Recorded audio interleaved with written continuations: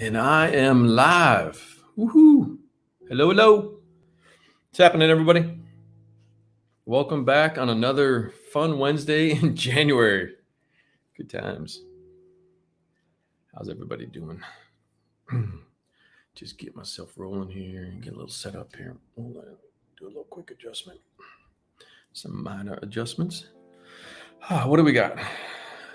Mr. Mike Huffnagel. Stop calling me. Yeah, you'd think if that was like a thing and people were signing up for it on a regular basis, which I hope the general public is smarter than. I don't know how many car warranties they sell that are not real. It must be a lot. You probably have data on that. 2FS is in a hotel in Wales. Nice. I'm not in a hotel in Wales. So there's that. What do we got here? He's out to fix the big trains. Yeah, 2FS Bryn is a repair mechanic or something to that effect, right? I don't know what your official title is, but yeah, he fixes the big trains. Are there little trains? Because they're all big, aren't they? Is that oxymoron? What is that? The Mike's asking him, how's the weather? Yeah, how's the weather in the UK? Arnell, good afternoon, good evening, and good morning. Fellow RSPers, absolutely. Scotty Scales Studio says afternoon all. Eric Vestra says good evening from the Netherlands. Was looking forward to this one. Nice. Mike Skyers, are we really doing planes today? We are, sir. It's officially. There's one here. I've actually started this morning. I got up early because my week did not go well. I did not get far enough along the week, and we'll have a conversation. It'll be story time. Rinaldi always has stories, right? They're never good stories, by the way. And that's a sad one. But what do we got here? But yeah, we're definitely starting in aircraft for the first half of the show, and then we'll probably switch to armor in the second half. So Matt F says, hey, greeting from Boston. Hello, how are my Massachusetts guys? Chilly, setting up for snow. Okay, you guys got snow coming in. We are freezing temps, 32, 33 this morning, and it hasn't really got much warmer.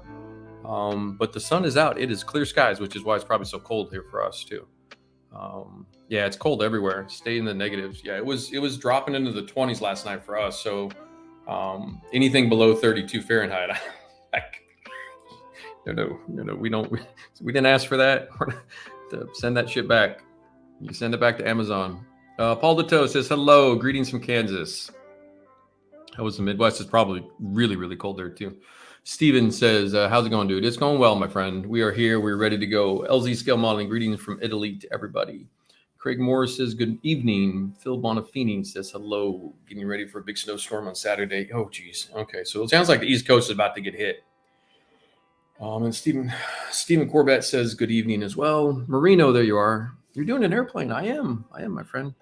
I've mentioned this a few times over the course of many years, actually. I haven't, I think in the TankArt conversation, there will be equivalent airplane books in the future.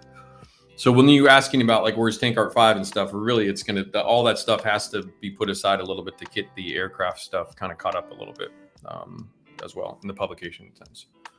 Nog in the Nog. How are my New Zealand? How are my Kiwi friends? From like Mike's rubbing that in. That's a slight dig from someone who's in a warm climate right now to everybody. Rollout Commanders, good evening. And good evening all. Matt 58, hit that thumbs up, people. You do that. Kristen Jacobs, how are you, buddy? Great to see you again. Great to see you too, sir. You are an aircraft friend, so you'll probably have... this probably won't be the most exciting for those of you today that do aircraft on a routine basis. Today will be very entry level because, I chose a Hobby Boss kit. We'll leave it at that, right? Because I chose to start with a Hobby Boss kit.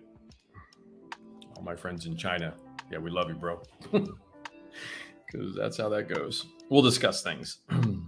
Ryan says, greeting from the Philippines. Hello, Ryan. How are you, sir?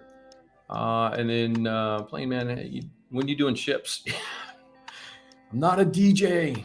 Yeah, we'll do ships in the future. I don't know how close I'll get to actually doing real ships anytime in the near future, Craig, to be honest with you. If anything, it'll be a submarine to start with, most likely. I don't know when at all, but as far as actual naval vessels that are on the surface combatants, civilian tugboats and stuff of that ilk that can be pretty beat up, or freighters or whatever. I don't know when I'll get to it. It's so much to do. Steve Jones says hello from around the world, and Raul says hello. Hello, Raul. How are you, buddy? Do I have a favorite fighter plane? My favorite fighter plane, Mike Skyers, is the one I use in the thumbnail. The F4U original Birdcage Corsair is my actual numero uno plane. I like a lot, but if I had to pick one and be cornered into what's your favorite, which I hate those questions. What's the best? What's your favorite? All that stuff. I like a lot, but that would be my number. Like I'd have to pick the original Birdcage Corsair in two-tone. What else we got? Look it up. WPL D12. I'd love to see you weather up one of those. Is a WPL, is that like a Polish aircraft, a D12? I'm not sure what that is. Marino. Jeff Lamb, what's up? How are you, buddy? Yep, Chris and Lufram. Did I miss Lufram? Oh, yeah, there he is. There's our boy. There's our master 72nd scale aircraft, dude. Yeah, to you and to CJ and Lufram, yeah, you guys, today will be very, very low level. We're just kind of, breaking the seal on everything and showing you what's going on with this and what I have to do to kind of get this one really rolling, to where we're going to get into the fun stuff. Typical Hobby Boss, there's some really good stuff about this kit. There's some like, dude, okay, guess I got to fix that. I could probably pass a few of this stuff, but there's a few things I can't get past, whether it's just out of pure ego. Like I've got a limit, you know what I mean? Like I'm totally the guy, like if it looks like it, I'm fine. But there's also like, you know what? That's not even remotely in the ballpark. So yeah, there'll be a little bit of that.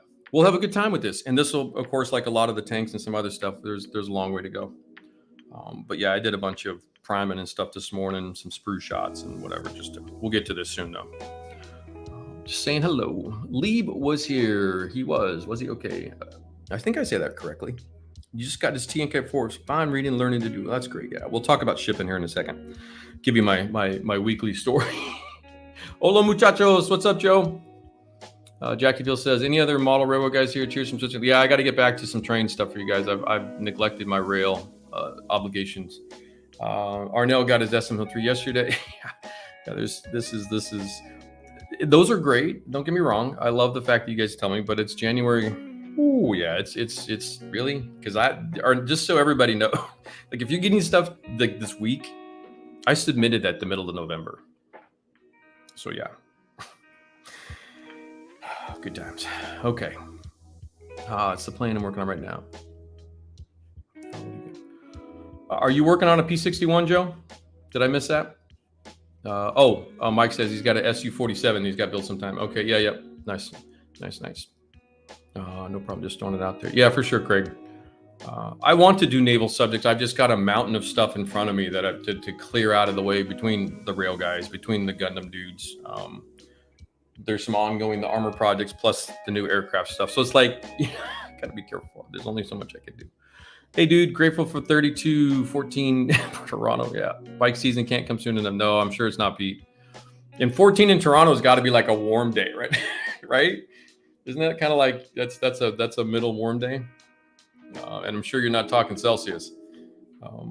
Joe says he hates aircraft photo etch. Yeah, we'll see. We'll see how far we get. I've got the Edward set out, which is actually designed, I think, for the Dragon kit, but looking at it and going over it this morning or recently, it's actually not far off for this kit. So it should be, I should be able to at least steal some stuff and get some stuff done with it too. Mikel Perez, hello. I received Tankar 4 already. Awesome stuff. Thank you. Looking forward to it. All the same, sir. Oh, yeah, good. Yeah, and to you guys, Christian and Lufram, yeah, it's going to be, I think once we get to the exterior, I won't do a ton in terms of what I deal with in the interior because this kit is massively simplified, and I'm not doing like a rebuild on this particular one. It's really to get to the outside and then to show you guys like my processes on the outside of the model and stuff for that. In the future, we'll do a lot more substantial projects for sure. But this guy is just kind of like the warm up. It's like my practice. This is like my test rig. Vivian says, hello, sunny, freezing Virginia. Yeah, same here. Oh, Joe's working on a birdcage. Okay, sweet. Gotcha. Dave Crease says, evening all, and Sprue Cutter Models says, hey there, everyone excited to see some aircraft on the bench. Yep, well stuck at home. Jimmy Jammers, hello everybody. Hello TC, all my Kiwi boys. Mike, yeah, I'm with you, Mike. I hate photo etch no matter the subject. Yeah, that's my attitude, but it's a necessary evil sometimes. And this stuff's pretty minimal. This is actually the sticky one, whatever they call it. It's got a little bit of the tackiness on the back. It's not like really a hardcore glue, but it'll at least do the job, I think, for what I'm going to be doing with this guy. Oh, and I love Edward instruction sheets. Yeah, okay. They're not bad, though. Edward instruction sheets are pretty solid in terms of the photo etch replacement stuff. But there is that trepidation when you open it up and you kind of like study what, and some of you love that, which is totally cool, which I applaud. But ever get the naval surgeon keen to have a chat about biofouling and absolutely, Kyle. You're a marine biologist by day. There's a Seinfeld episode in there, my friend. Currently working on a Wingnut Wings Fokker D7, Eric. Okay, we'll use mission model paints for the first time. Awesome, sweet. We've got some mission models painting to do today, so I'll show you some more stuff. And we'll review. And anytime I use that product, because I know there's a lot of you guys transitioning over. If you're not hyper familiar with it and stuff, I'll continue to keep giving you the tips and tricks and all the pro tips, right? And we'll get going here in a few minutes. We're pretty much do a little bit of an RSP update, and then we'll get rolling pretty quick. Because we got some stuff to do today, some explanations on this project in terms of, I'll give you the full rundown on what I'm doing. Again, I showed you the kind of preview of what I had in the box for this guy. I've opened it up and started to, do the whole testing and all that kind of stuff with this and figure out where to do the work, put the elbow grease into this one. So what I'm going to do is I'm going to then this might be good for a lot of you too, that just not a competition piece. It's just you want to have fun and enjoy it. Is I'm going to show you kind of where I'm going to put my attention into a model like this one, and to kind of bring it up a little bit, but not like go at it like say Lufron would go at something. Because I'm not masking like what you just did, my friend. We're not doing that on this one. So in the future, but I am keen to watch a lot of you guys that are doing with a lot superior kits and seeing what you're doing with it and stuff. And I'll kind of pick and choose some other aircraft coming up in the near future to kind of, when we get this one kind of really put together and painted and the weathering going, we'll start probably another one where we'll really break down a cockpit and really do it how I probably really want to do it and stuff like that. So this is kind of a teaser, kind of a test, kind of a practice, kind of like, this is me just like going out for a warm-up jog, if you will, on this project here. Because I haven't touched an aircraft realistically. I forgot the dates, because that Corsair that I did is probably 10 to 12 years old. I forget, some of you guys might know. Relatable 100 question, Corey. Photo etch products all over for us. Railroad. Are you prime photo etch products? So these are a special series of photo etch products, Corey, from Edward out of the Czech Republic. Their core business is predominantly aircraft related, and so what they provide in that regards with this, what I have here in hand is, I don't know if this is a zoom set or not. I don't think it's a zoom set. I think it's just because it's 72nd. It's pretty small. But they provide a lot of pre-painted cockpit parts that are fairly high tech. They give you all the dials and everything. It's all on the photo etch. And then it's got like a sticky back to it that you layer up together. Then you apply it to the pieces of the plastic. So it's a slightly different process to what you're probably used to, Corey, in terms of the raw brass photo etch. Now, I've done a lot of that with armor, very traditional photo etch, process, but this is a little different. And we, there's no wheel wells, or we're not doing any raw photo etch upgrades on this one. So this is a slightly different, like pre-painted, and they're pretty cool. And this is older. I think they've got newer technology now, right? Like I think some of the newer cockpits have like the 3-dimensional printing as well that you see. Pretty cool, I think. Am I correct in that? I don't know. It's been a while since I've really like ordered and bought like brand new photo etch for aircraft cockpits. Try Voyager. Yeah, I haven't done. I shy away from a lot of heavy photo etch work as well. I think guys like Adam Wilder and stuff do substantially more work with that. I just have different goals in mind, and that's really all it is. Jackie says, in the nooks and panels of my models are really just some grease and grime in the panels, but clean all around it. Somehow strode it. Okay. Well, if you got a question, Jackie, if you'll let me know, and maybe I can help you out with that. We'll be doing some oil paints later in the program as well. So I can show some stuff. So Raul says, thanks for the tips on the mission models. You're starting to use it as well. Sweet. You're funny. Let's see. Lou Frem says he's not doing that. Yeah, I follow you on the social. on the socials. Yeah, if you guys are not aware, I'll just repeat for clarity. I condensed all of Rinaldi Studio social media into the one Instagram account only. So I'm off of Facebook completely 100% personal and work related. Even though there's a lot of crossover, a lot of you guys that were on the RSP Facebook were also on my personal. So I've just recondensed everything into @Rinaldi Studio on Instagram. So in case you guys are wondering, but yeah, but I think the two heavy hitters here in terms of aircraft guys, yeah. But yeah. Okay, so what do we got here? Why is enamel thinner eating into Tamiya paint? Which Tamiya paint do you have? If it's acrylic lacquer, it should not flip. I don't know what would cause that, to be honest with you. Maybe volume, maybe just the strength of the enamel thinner. Sometimes, I don't know what brand or whatever it is. If it's a hardware store, sorry, brain fart. If it's a hardware store product like an enamel thinner or like a lacquer thinner that's bought at a hardware store, they're going to be way too hot for scale model work.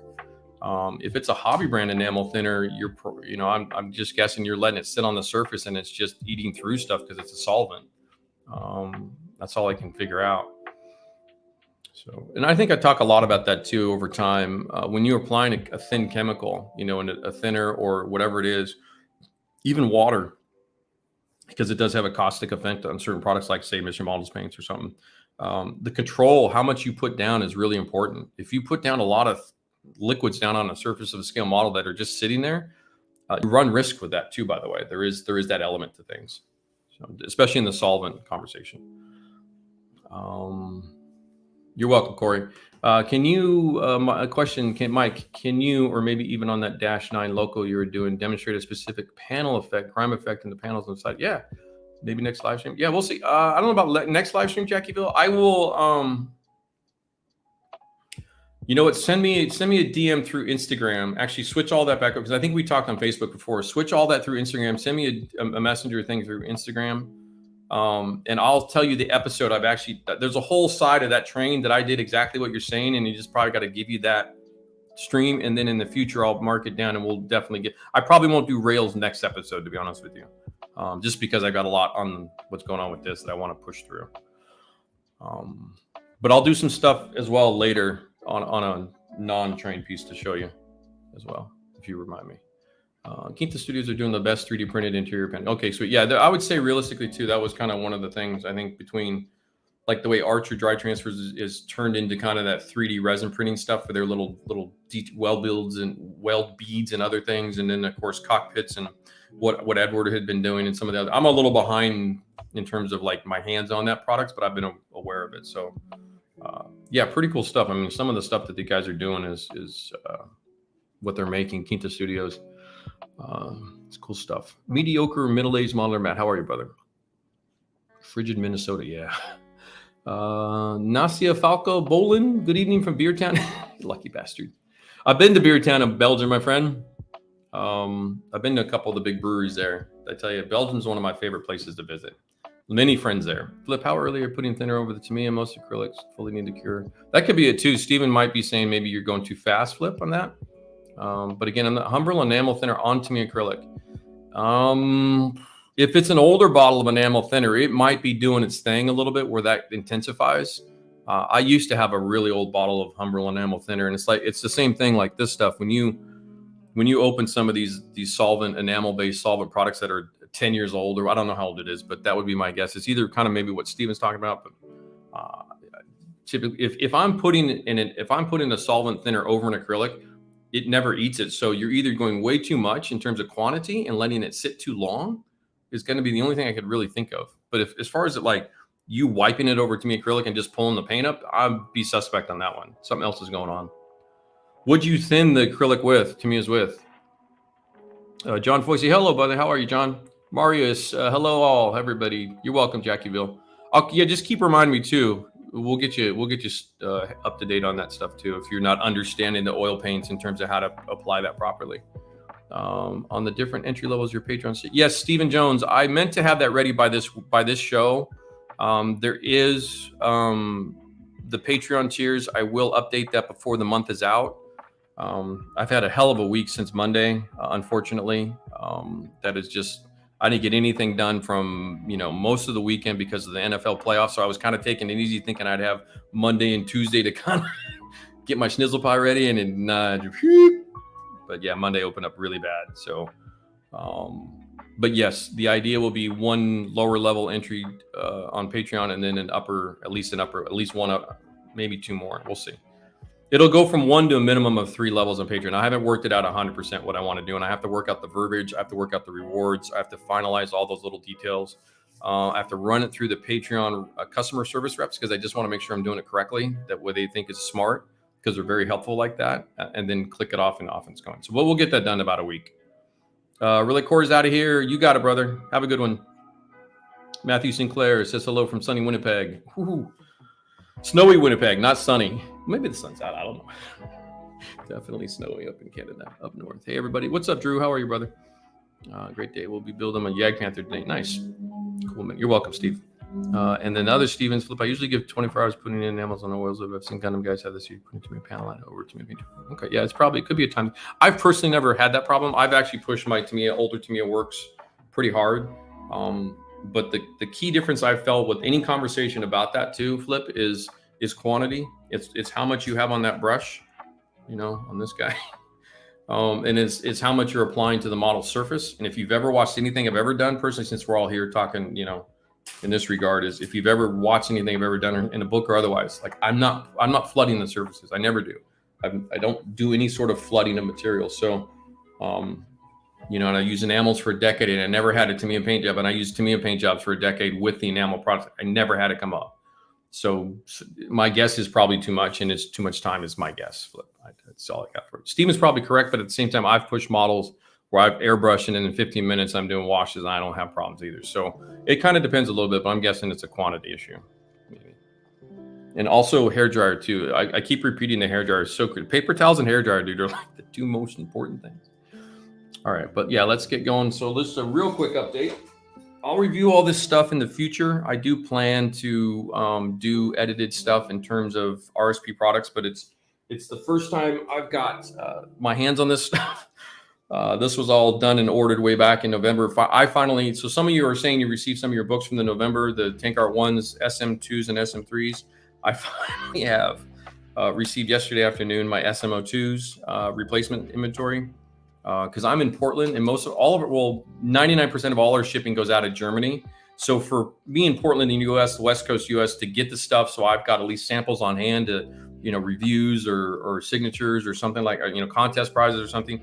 I have a need for it over the course of time, and so I do order some for myself. It's always good for me to have a case here of everything anyway, just in case something happens and I can react. But I had a pretty big falling out with my shipper on Monday over the situation.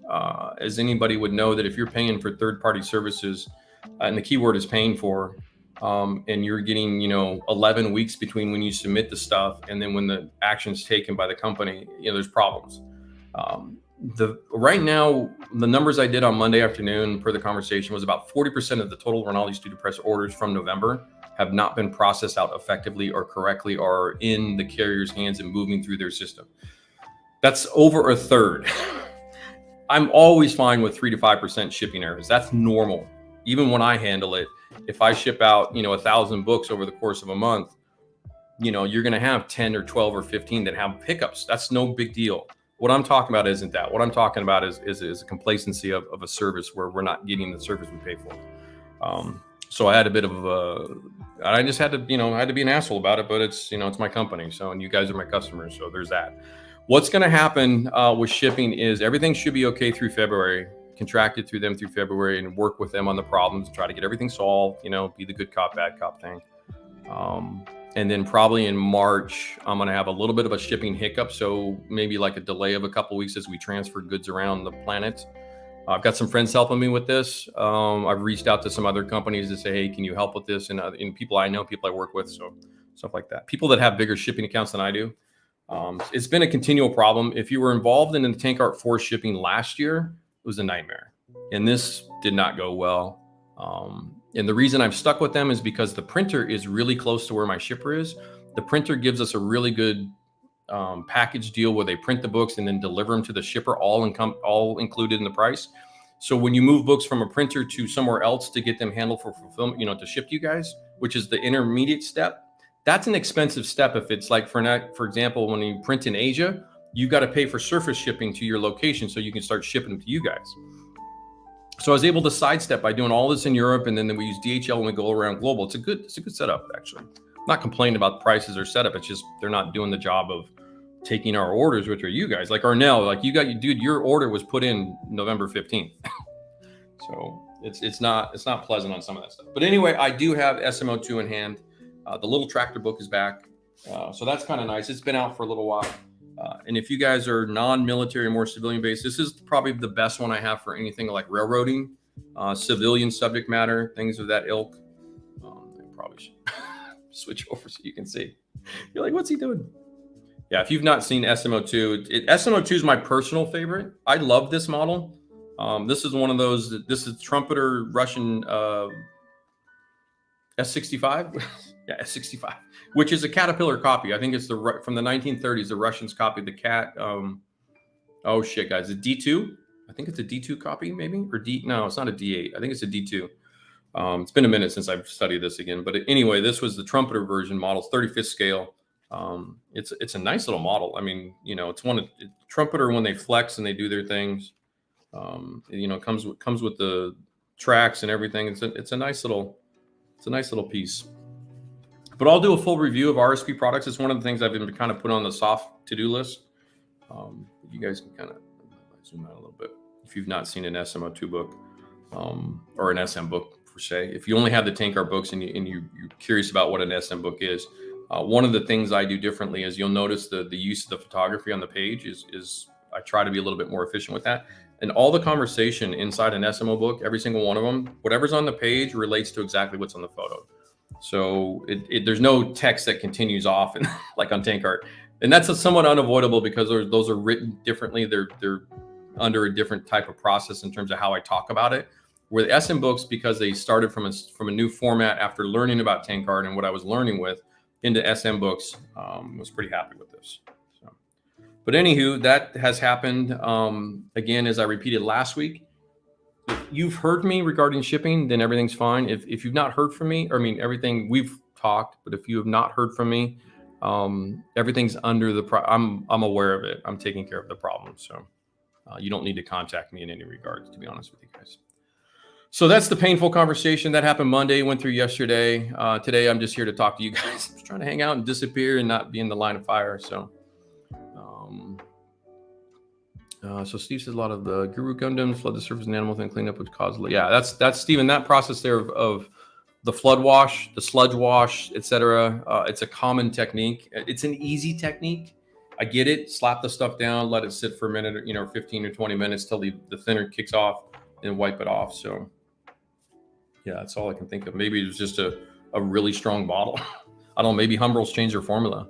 I don't know. I haven't used their stuff in many years. So John says he's ordered the first mission models colors this week. Looking forward to experimenting. Sweet. Okay. So that updates that. Let's see what else we got. Probably zoom back in. You don't need to see me working the mouse. So this guy, switching to the fun stuff. Switching gears to this guy, Hobby Boss. So just to recap, what do they call this guy? The easy assemble authentic kit.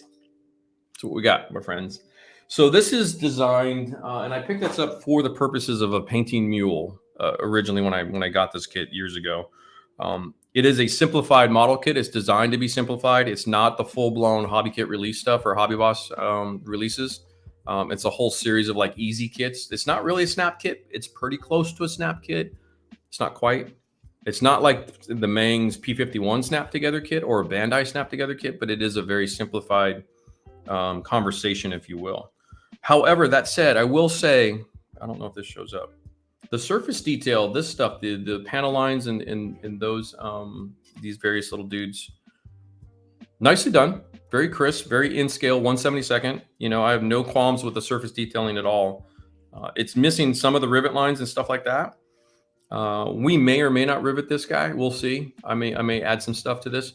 P61s have a lot of, obviously, I think Chris, what you're seeing with the Arma hobby model Mustang was illuminating, which is nice that they're showing some surface details of stressed skins, if you will.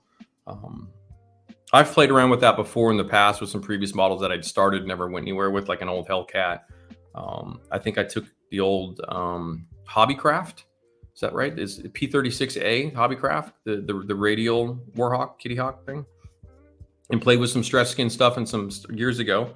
I never really pursued it because armor just picked up and dominated my schedule. So, but that said, surface detailing the kit, overall kind of just the shape and how it looks, the bulk of it seems pretty cool.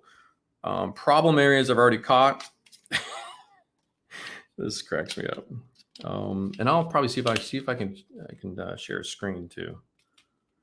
Okay, the first major problem area that I'm gonna have to deal with, and this is not going to be something unless you know the aircraft. And again, once you see that and study this, some things I'll let slide. Like I said, I'm competent enough to know, like, I might go, okay, that's fine. This stuff right here is not fine because this is basically 90-degree flat surfaces on the engine intakes, or the cooling intakes, if you will. This should be a soft radius edge, so I'm gonna have to modify the intakes to show that correctly. And that's going to be enough where there's 2, 4, 6, 8. So whether I do that, you know, here and there. The other thing is this little guy here goes up in here like so, which is a nice way to do a twin boom, twin engine fighter plane of this nature, kind of twin engine bomber thing.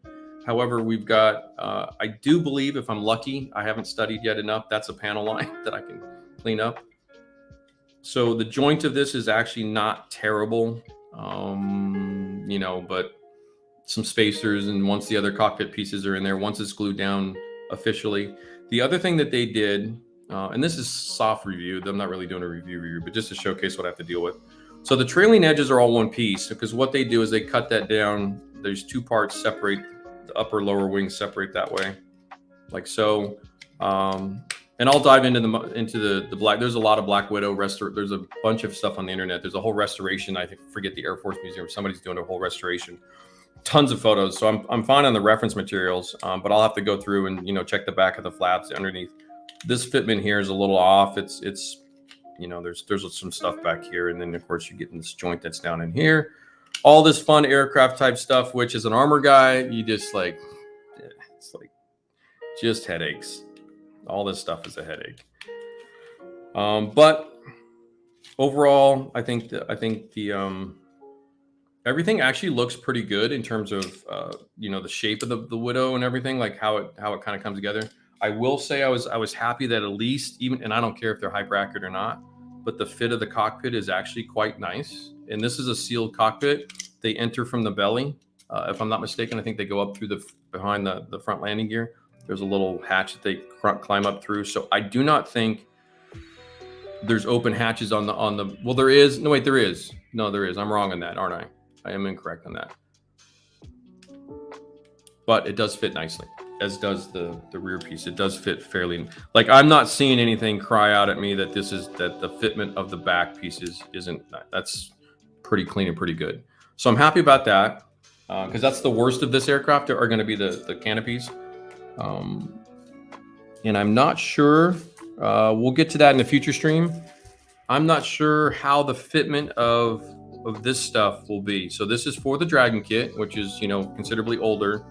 I'm not sure, but what I'll probably do is just modify the mass as I go to fit for the painting of the framework. That'll be a major endeavor. Obviously, you know, those of you used to, you know, that kind of masking, you understand all that stuff. So yes, Mid-Atlantic Air Museum. Thank you. Yeah, the MA, the American Association of Dodgeball of America, whatever. That whole thing. So that's what is going on with this guy. And I do have pilot figures. So there is a simplified cockpit. These are the PJ Productions resin figure. Actually fits fairly. He's a little oversized for the I think the pilot or the gunner navigator. I'm not sure what the second dude is. It does fit that chair pretty well. It fits the pilot. I think the pilot chair, it fits better. So we'll see. That actually doesn't fit too bad. And I've actually fit him into the cockpit. So this little resin, I was worried they're a little bit oversized. It's hard to tell with just the pure resin when you're looking at just a straight resin color. But it does fit pretty good. The problem I've got now is The type of control system is a yoke. It's a whole yoke thing. It's not a stick, if you will. So he's holding a stick. So I've got to figure some stuff out on the pilots if I want to use them or not. I haven't 100% decided that yet. Because the Edwards set does come with full seat belts and everything else. So I can detail up at least the visible parts of everything nicely. And then what I did this morning, besides cleaning some stuff up and getting everything, test fitting and doing some other things, is we put some primer down so I can start painting, and we can do a little chipping and weathering, and we can put some colors down and a couple things. So this guy will come off. So it is almost a snap fit. It does fit together pretty well. There'll be some seam clean. Nothing out of the ordinary. I don't, this is classic scale modeling work. Is it to me? No, of course not. But at the same time, it's not like Hobby Boss 30-second scale stuff either. I'm sure it's designed for a younger crowd, which is cool. You need those entry-level pieces, kits and stuff for the kids. But it's a good painting mule. I thought the surface, when I got this thing, the main thing I liked was the surface detailing so nicely done that it's going to be a good painting exercise, at least in the exterior conversation of, oil paints and some of the things that I do a little bit differently. You won't see some of the more current techniques. You'll see some of like my ideas for how I should address this stuff. So, which is, I think, why you're here. So it'd be cool. It'd be fun. Hello, Gata. How are you, man? So the first thing I did this morning, just to get it out of the way, was I took Mission Models Gray Primer and a few drops, about 20% white aluminum. And this will be kind of a primed metal color, if you will. This will be my underneath color, but it's the primer for the plastic. And then what I'm going to do now is we're going to take some yellow zinc chromate, lay that down.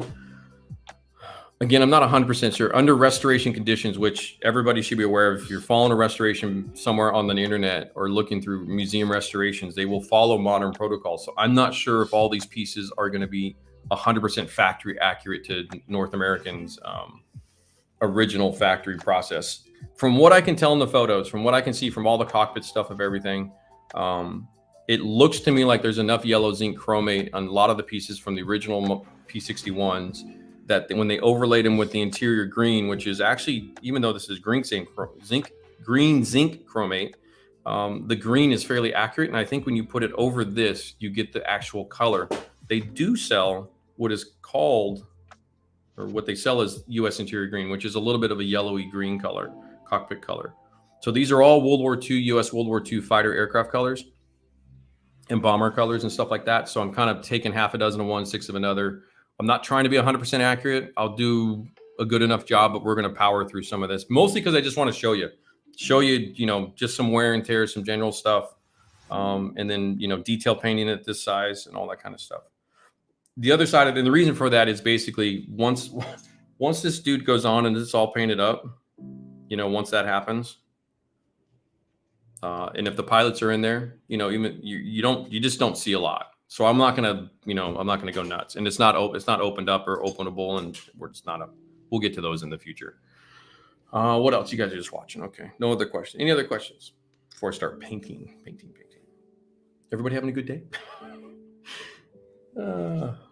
Thanks for being here. Thanks for hanging out. Hit the like button. Do your YouTube chores, my friends. Hit that like button. Subscribe if you're not. Hit the bell to get notified. We have our Patreon up and running. I've put a bunch of stuff on Patreon up into the weekend. Most of it was on the RSO project, which we'll tackle a little bit later today. What's up, Stefan? How are you? How you doing out there in South Africa? Okay, so with that said, let's get painting. So what I'm going to do is I'm going to lay down some yellow zinc chromate directly on top of the primer in aluminum color. And I should make a mention. I think a lot of you that do this, or at least have done aircraft to a point, I don't really paint metallics underneath anything that's going to get just like a delicate amount of chipping. And the reason I say it, in other words, it's not the natural metal exposed finish. It's not an NMF finish. This is just the underneath little bits and tidbits of aluminum. And I do this for armor as well. It's not just an aircraft thing. Is that you don't really see it as a metallic when it's chipped, even in real life, because once it's weathered, it's going to look like an oxidized dull aluminum, which basically looks like, in scale, like a very, very light, pale, whitish gray color. So what I'm doing with this, the reason I'm doing that in this manner is the gray primer is a really nice light gray color, this guy. And then I've just added a couple drops of the white aluminum metallic just to give it just a smidge, just a hint.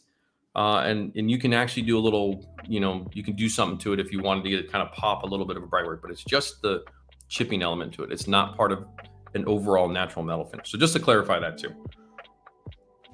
So I'm not spraying any metallics today, if that's what you're looking for. We're not doing that. Mostly because the interior of the cockpit, it's all painted up. I've done enough research. The whole thing is basically painted up. So how much it chips, we'll see. We'll do a little bit. I'm not going to get super crazy today on that. And that'll probably be as far as we get through the P61 this morning. And then what I'll do is I will have to get the fit and finish of all the fuselage bits and pieces kind of wrapped up and done. And then probably what I'll do is we'll do a full review of the cockpit before I put the canopy on. And then from there, we'll be able to seal the model up, get the engines in. I will say, let me see, on the props, if you know Black Widows and R2800s and stuff, that's a pretty lean looking prop to me. And I don't know if, and again, I'll have to study. It's on me. I haven't done enough to know if the A model had the non-paddle blade prop. This doesn't look like the paddle blade prop at all. So the propellers are a little bit on the thin side to me, in my opinion, for what a P61 looks like. It kind of looks more early B-26 bomber to me than it does anything else. So, but again, it's a Hobby Boss kit. So this, I will take a peek and see if I'll either reshape those slightly just to kind of give the impression, or I'll just buy new propellers. I don't know what's available on this one. So that's where I'm at with everything. Let's get going. I don't see any questions popping up. So if you guys have any questions, just put the word question in front of it, please. And I will peek in and when I get my head up. And Model Geeks Podcast says hello all. All right. Time to spray. Let's see. I've got this. I've got the paint. I've got that.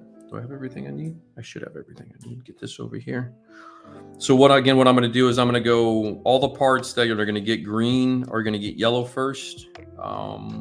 And then we're going to spray the green on top of the yellow, and then we're going to rub it all off.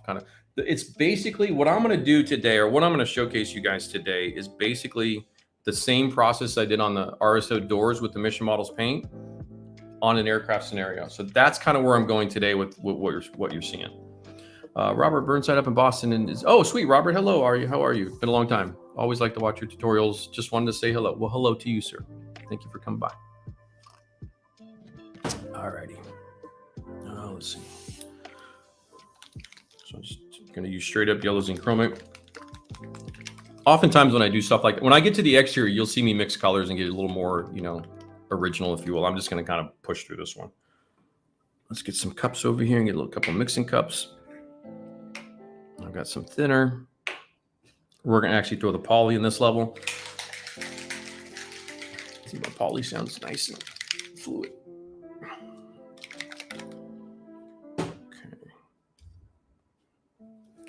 Airbrush is ready. It's clean, ready to go. I used it this morning already. It's working perfectly fine. I don't need much, but I'll probably mix up too much, but you got to see something, right? We don't need a lot. These are little parts. Where's my eyedropper? Okay, so it's Mission Models thinner. Do I need, yep. And let's put a drop of poly in.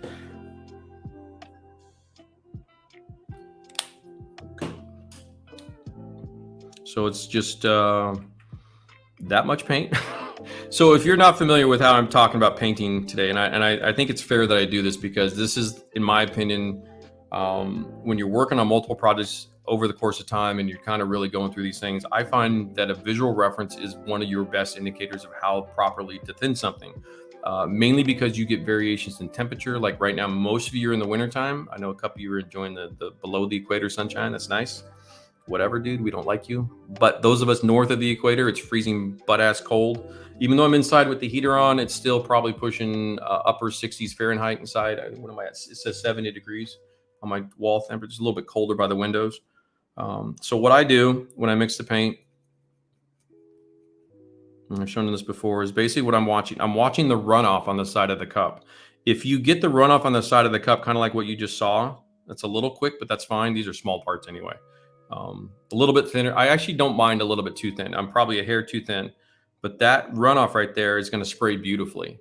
So that means I've adjusted everything already for my temperature, my region, my humidity. It's already done visually. In other words, so if you're using a mathematical process of counting, sometimes it's not always going to be accurate to what's going on around you, which is why I tend to prefer a visual thing. I'm just kind of showing you repeatedly what it looks like while I talk. So that's the gist of how I mix up my airbrushing paint for any brand. This is not specific to this one. This is how I normally paint. So take that to heart, because I think it solves a lot of other problems as well. Okay. Put this dude in the cup. My compressor is set at about 14. And then I've got my little Mac valve right here. I've gone through this before. It's actually cranked over already from this morning. To the left is fully open to the left. That's 100% of the compressor setting. And then as you dial it to the right, you're closing that off. So you're reducing your air pressure down. So I'm guessing there's no way to tell. It doesn't adjust and it doesn't show you any visual indicator. You have to kind of listen for it. But a 3/4 turns, probably 2 to 3 PSI down. So I'm probably down to 11 or 12 PSI, somewhere in there.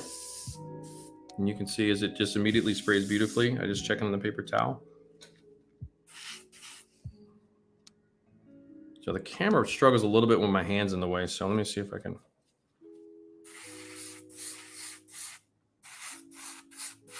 This is water-based paint, which is nice.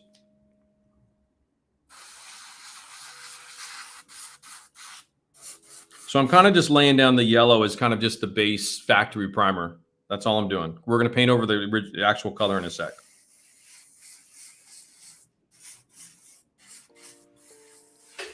And this is partially just kind of experimental, just to see how much yellow I get in my chipping process, like what I showed you with the RSO door. It's kind of the same idea. So this is where it's a little bit, we're having a good time. You know me. You know me, guys. You know when I get serious. But right now we're just kind of. But I tell you, it sprays perfectly, dude. I mean, it's just going. Oops, I'm off camera. Sorry. I mean, it's just in terms of airbrushing quality and a lot of that stuff, color. So one thing to color, the reason why I'm doing this too, and I know there's conversations in the world, and I've not engaged them in a long time, but you know, the interior cockpit color of P47 versus a P40 versus a P61 versus all this kind of conversation, especially U.S. fighter stuff, in particular, U.S. production stuff. It does vary, you know. The easier ones are the salmon primers under a Birdcage Corsair, but when you're getting into this, it's still a little bit wet. But I just want you to see kind of just the color and stuff. The reason is because what I'm starting to see in the other conversations we're having, and we had a lot of it with the reds and stuff on the RSO and the Panzer Grays, is this yellow, if it's a primer at the factory, when those greens are going on top for the cockpit colors, it's going to shift that tone if that factory is laying down thin colors. If they're airbrushing in Hawthorne at the North American fighter plant, you know, that whole thing back then, or wherever that is, you're going to get some variations or whatever, depending on how intense or how accurate they are at the factory. So what I think I'm seeing sometimes, especially as the cockpits are older and some of the museums unrestored stuff, you see a lot of the transition of colors through there. And I think it causes those conversations to happen, because this color in particular on US fighters in particular can shift what's above it easily. And we see this when we paint other stuff too. So I'll talk about it a little bit more. It's one of the reasons I want to go through this process with you guys, is just, let's see what happens. Let's see how it goes. Because you'll see the green will look different than what you think it will look like once I spray it over the yellow. Hair dryer, because it's cold.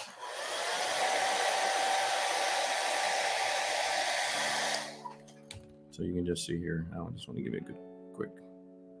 It's almost dead matte. There's a dropper poly in there that gives a little extra durability as a urethane.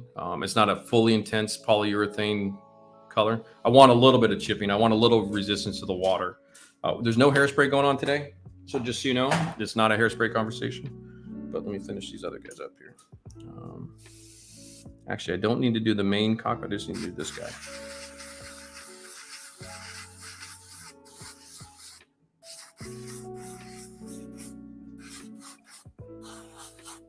That's the control yoke. That's all black. So that's what I was talking about, the control yoke. If you're unfamiliar, this is actually, it's got a horizontal shaft that goes across the cockpit in front of the pilot. And then he used, you know, it's a two-handed, it's a large aircraft. It's pushing, you know, old school Boeing, early 737 size. This is a big aircraft, by the way. And then on the cockpit here, let me just show you real quick. So this particular cockpit panel from Edward handles the A model and the B model. They're slightly different. This is an A model kit, so I think it's 33 and 30. Okay. So this panel here will supposed to fit. And just a quick visual. This, you're not going to probably see a ton. There you go. It fits over the shape of the plastic part fairly well. Like I'm not seeing anything like, oh, that doesn't fit at all. So I can still use the plastic part, and then I'll layer up the. I won't do it today. I'll do it later. But oops, I do need that other part though. But I just want to show you real quick. So the Edward parts are close. And then what I'll do is I'll just, if there's any kind of like adjusting on the edges of it before it fits up into the fuselage, I'll make those tweaks. Again, it's not a competition piece. Nobody really cares. But just to show you what I'm doing. Because I think that there is no cockpit detail, and I'm not hand painting cockpits today. Just by the way. Not in 72nd scale anyway, right? No, we're not. I'll leave that to the Lou frame. You knock yourself out with that. Painting on the runners. Yes. So what you have here, Mike, in particular cases with aircraft like this is that edge runner, when it's cut off in the back, they're going to be glued up into the fuselage, and it's going to be fit up into this, like this part up in here. It's going to fit up into that. And so all those cut sides off the runners are going to be raw plastic anyway. You'll never see it, and it's the glue surface. So to paint them like this on the runner just gives you something to hold and a little bit easier if you want to bang out a cockpit. This is normal aircraft 101 for quick and down and dirty if you're just kind of running through stuff. So that's the yellow zinc layer. Let me do a quick color change for you guys. So we'll talk about that because I know some of you want to ask about, how do you quick color change in an airbrush? So just to be clear, the yoke is black, and this dude has a black photo edge coming on, so I don't need to paint it. So that's why that's that. This guy's ready to go for the next step. Oop, I got to do the chairs. Hold on. El Capitan chairs.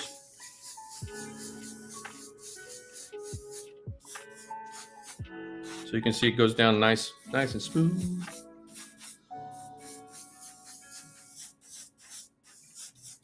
Got my little Gunzi alligator clips, which I chopped off. Beautiful. And these are the small clip heads too. These are the smaller ones. Really nice. I think they work fantastico. Put that over there and do the other dude's chair. Is it navigator? Who's the second? Is he the gunner? Radar operator? I'm guessing radar. He's the Wizzo. Is that what he is? He is the backseater. He's the Tomcat backseater.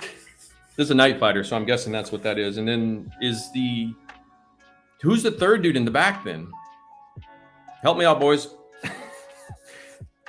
Because you've got pilot, you've got radar operator. You have a gunner too? No, is he considered the gunner? Because I would think the pilot controls that. Because this is the A model minus, it does not have the turret on top. He's just got the belly guns. I think they're 20 mil in the belly. And it doesn't have the top turret yet because they had buffeting issues in the early days. I do know that much. That's why some of the Black Widows have the top turret and some don't. But I know the pilot can lock that forward. It's double, right? The pilot controls the guns, and also there's a gunner that can control the guns as well. I think radar / gunner. I don't know why there's 3 dudes. Okay, where's this guy? Do a quick hair dryer. I'm living on the edge. I don't have a towel across my lap either. All right, that goes pretty quick. Let's switch out. Okay, so we got this here. I've mentioned before for a quick color change, get a little garden squirter thing. In this case, it's water, which is nice. Flush it out. There's a little catch cup over here. I'll do it off camera. And I just do that a couple times to get whatever residual paint's in the cup out of the way. And then what I do is I just spray out the excess. And then what I do is I take a little Q-tip, dude. Soak up all that.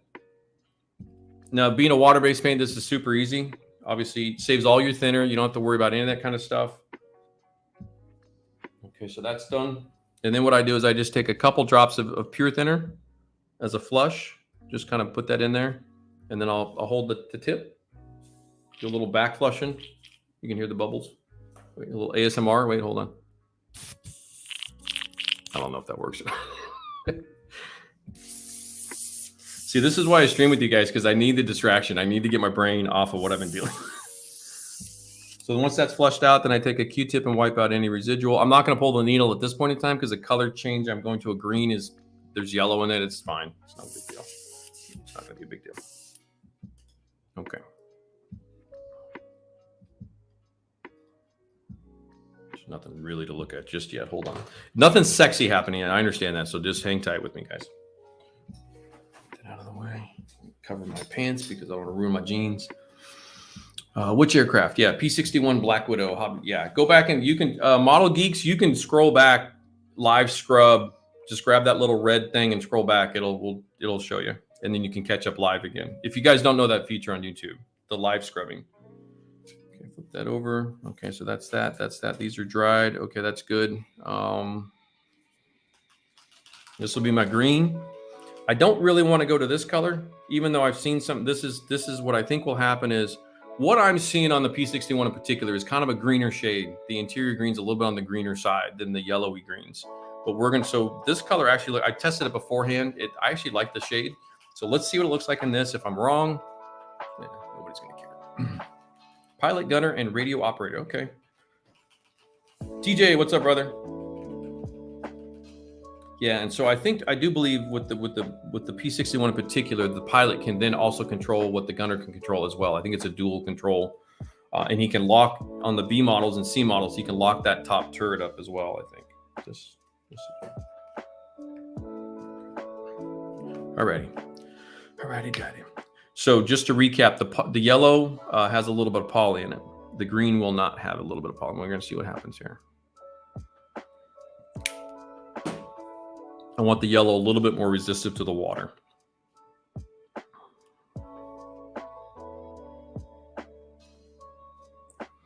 So usually thinning this stuff down, it's about a 20 to 30% ratio, just as like if you're counting. And then, like I said, what I do is I just adjust. See how that slow that one is compared to what we had with the yellow? So I think I need at least one more drop of thinner. And that's what I'm talking about, a visual check. That's exactly what I mean. So it's such a small quantity of paint. So if you're concerned about paint waste or whatever, you know, all that stuff, this is how you really get real precise and tight. And I'm mixing up just enough to spray these parts, and that's about it. Okay, it's still a little thick. There it goes. Let me load this up properly. Mix it really good. Get the emulsification, which is what this is, emulsifying. It's a little thick still. Let's put one more drop.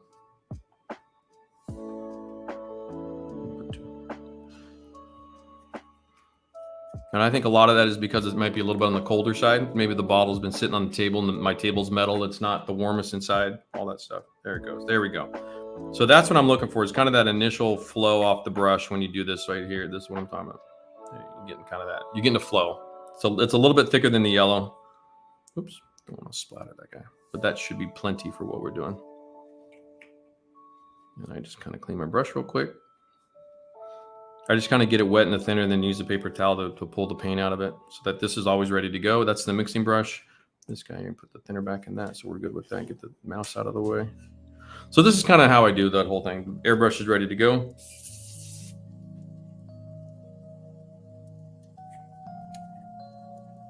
Yeah, I might not have mixed up enough paint, actually. All right. I don't think I did. All right, we're just gonna mix up too much so that I don't have to deal with that again.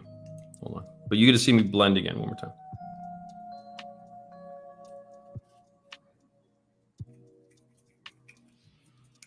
At least mix up enough to, there we go, that's fine. Yeah, that's fine. Okay, sorry about that.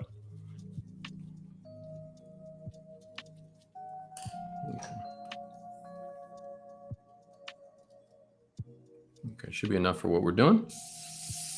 Test spray, no problems. Okay.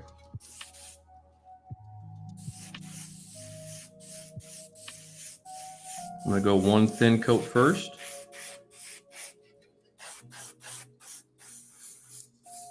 Make sure coverage is nice and even. Now, this particular aircraft, this kit, it's missing all the side ribbing details and everything in that. I don't think I'm gonna go back and add that stuff later. You know, I think the sidewall panels aren't in this yet. So we're kind of just showing you some painting before I've actually, probably a little bit early in the stage of when I should be painting, but I want to show you guys more important technique stuff. So now I'm building up the color. And as you can see, that's a nice green. That looks like it matches what I'm seeing, the color that it was painted in.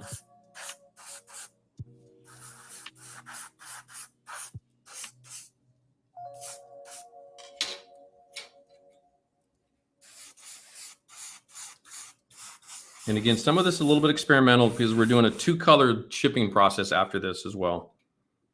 Because we're going to be chipping the yellow and green together and kind of rubbing it off. We'll see what happens here. If all goes well, it should be similar to how it would happen on the door panels of the RSO. And if it doesn't go well, we'll probably just get down to a little bit of the primer color and that's it, which is no big deal.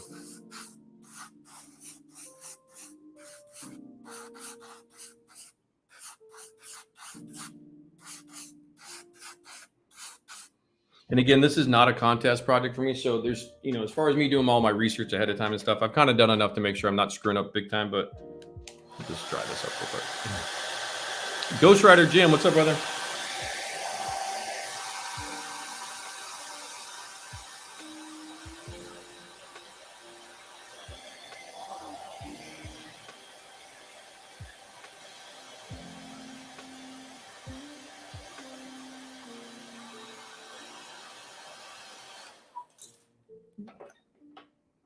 I'm just heating these things up.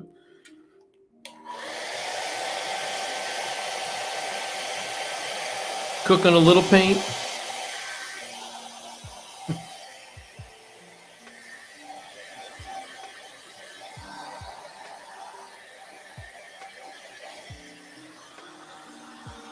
There's so much stuff on my desk. I'm at the hairdryer. Will blow it all off, so I'm just kind of doing it off camera. Let me spray. I forgot one panel. Hold on. Hold on 1 second.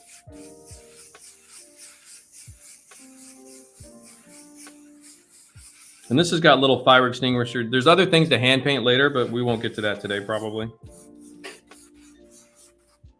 Because I think the fire extinguishers you can do in red and some other stuff. There's oxygen bottles and a couple other little details. There's some radio pieces and some other stuff you can do more colors.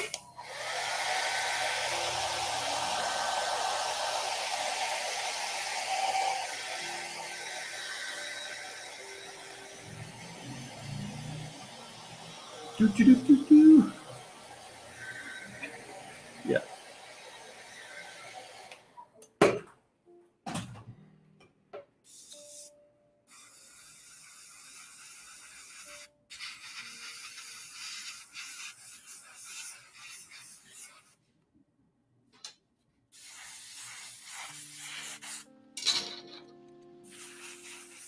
A little bit more, make sure everything's covered properly.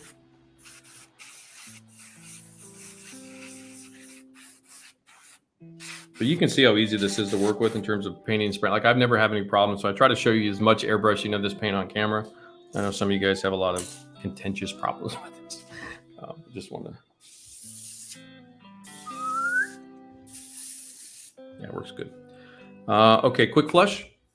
So that's probably the airbrushing. All the airbrushing I need to do. Make sure. Am I good? Oh, nope. Oh, you guys got to catch me on this shit. I forgot the chairs.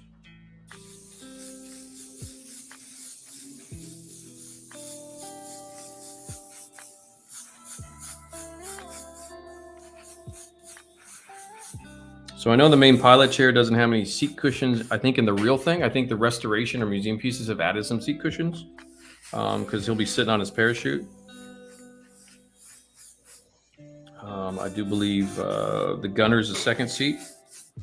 This one here. There's a third one too. I'm just not doing the. He's in the back. That's the radio dude. He's in the back. I'm pretty sure. He's got a similar chair to that little guy. But you can see how tiny these are in 70-second scale. I don't know why I'm painting the belly like you're never going to see that. Okay. Set those over there. And we'll do some stuff with the oils here in a second. We'll do some chipping first, and then we'll do some stuff with the oils. All right. So again, you got your airbrush, little deal with some water.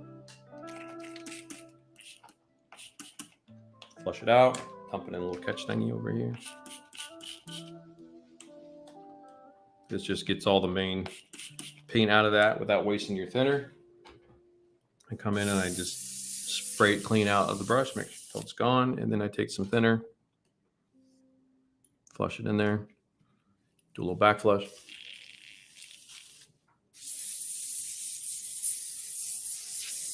And what I do is I'll get that paper towel nice and wet like that. And then what I'll do is I'll take the back handle off. And this means I can set it down and it won't be screwed up. Pull the needle out. You can see the needle's kind of yucky. from 2 colors. Wipe that down.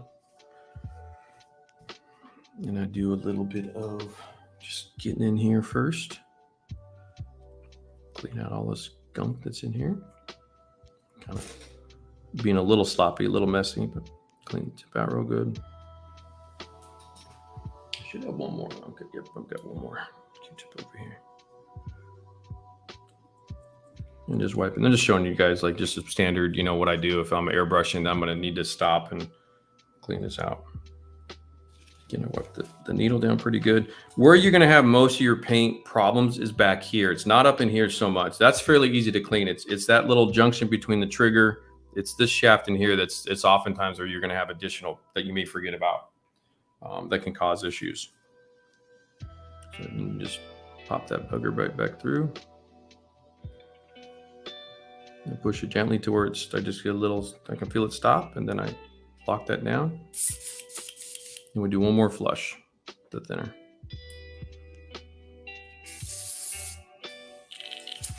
And this will get the bulk of everything out. I'll get to nozzle cleaning in the future. Like if I'm airbrushing a lot in a routine of where I'm doing, you know, especially when you're starting to do stop and start, you know, cockpits and wheel wells, and you're back and forth over a couple days, probably like every 2 big sessions, I'll pull off the cap and unscrew the nozzle, take that out, bore it out, clean it real good, then reassemble it, clean it out, everything, reassemble everything, flush it with thinner, and then set it aside, and it should be ready to go. I don't really ever do a full-blown airbrush breakdown too often. But that usually depends on how much airbrushing you're doing, to how many colors you've gone through. You know, you've seen me go through 3 or 4 or 5 colors in a couple sessions too. So sometimes you got to kind of stop and do this stuff. But that's that. It's pretty simple. There's no smells, there's no nothing. It's all nice water-based stuff, which is cool. Cool. All right. Get these dudes back up over here. Now we're going to chip in and see what we get. Kind of put all this back away. Is there any questions on any of this stuff I'm doing before I get kind of the next one? I'll just keep going, but I just want to make sure I don't miss any questions. Put the poly back. I don't need that. Oh, I did cut off the tires. I can show you those. I can show you. Actually, while that's kind of drying up a little bit, there's a couple minor little things with this that I'll need to address. Okay, kit tires versus there's aftermarket.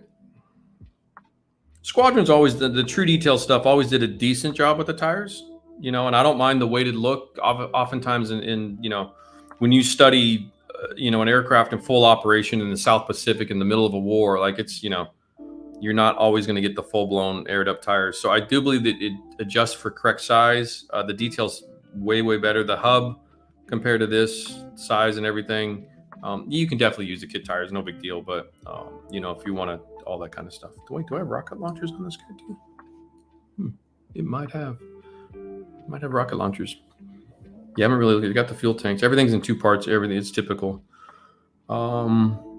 We might play with magnets on the gear doors. We might do. I'm not sure I'm gonna do it on this kit or not. I'm thinking of maybe doing a way where I personally would like to have, if I'm gonna put pilots in this thing, then I'll probably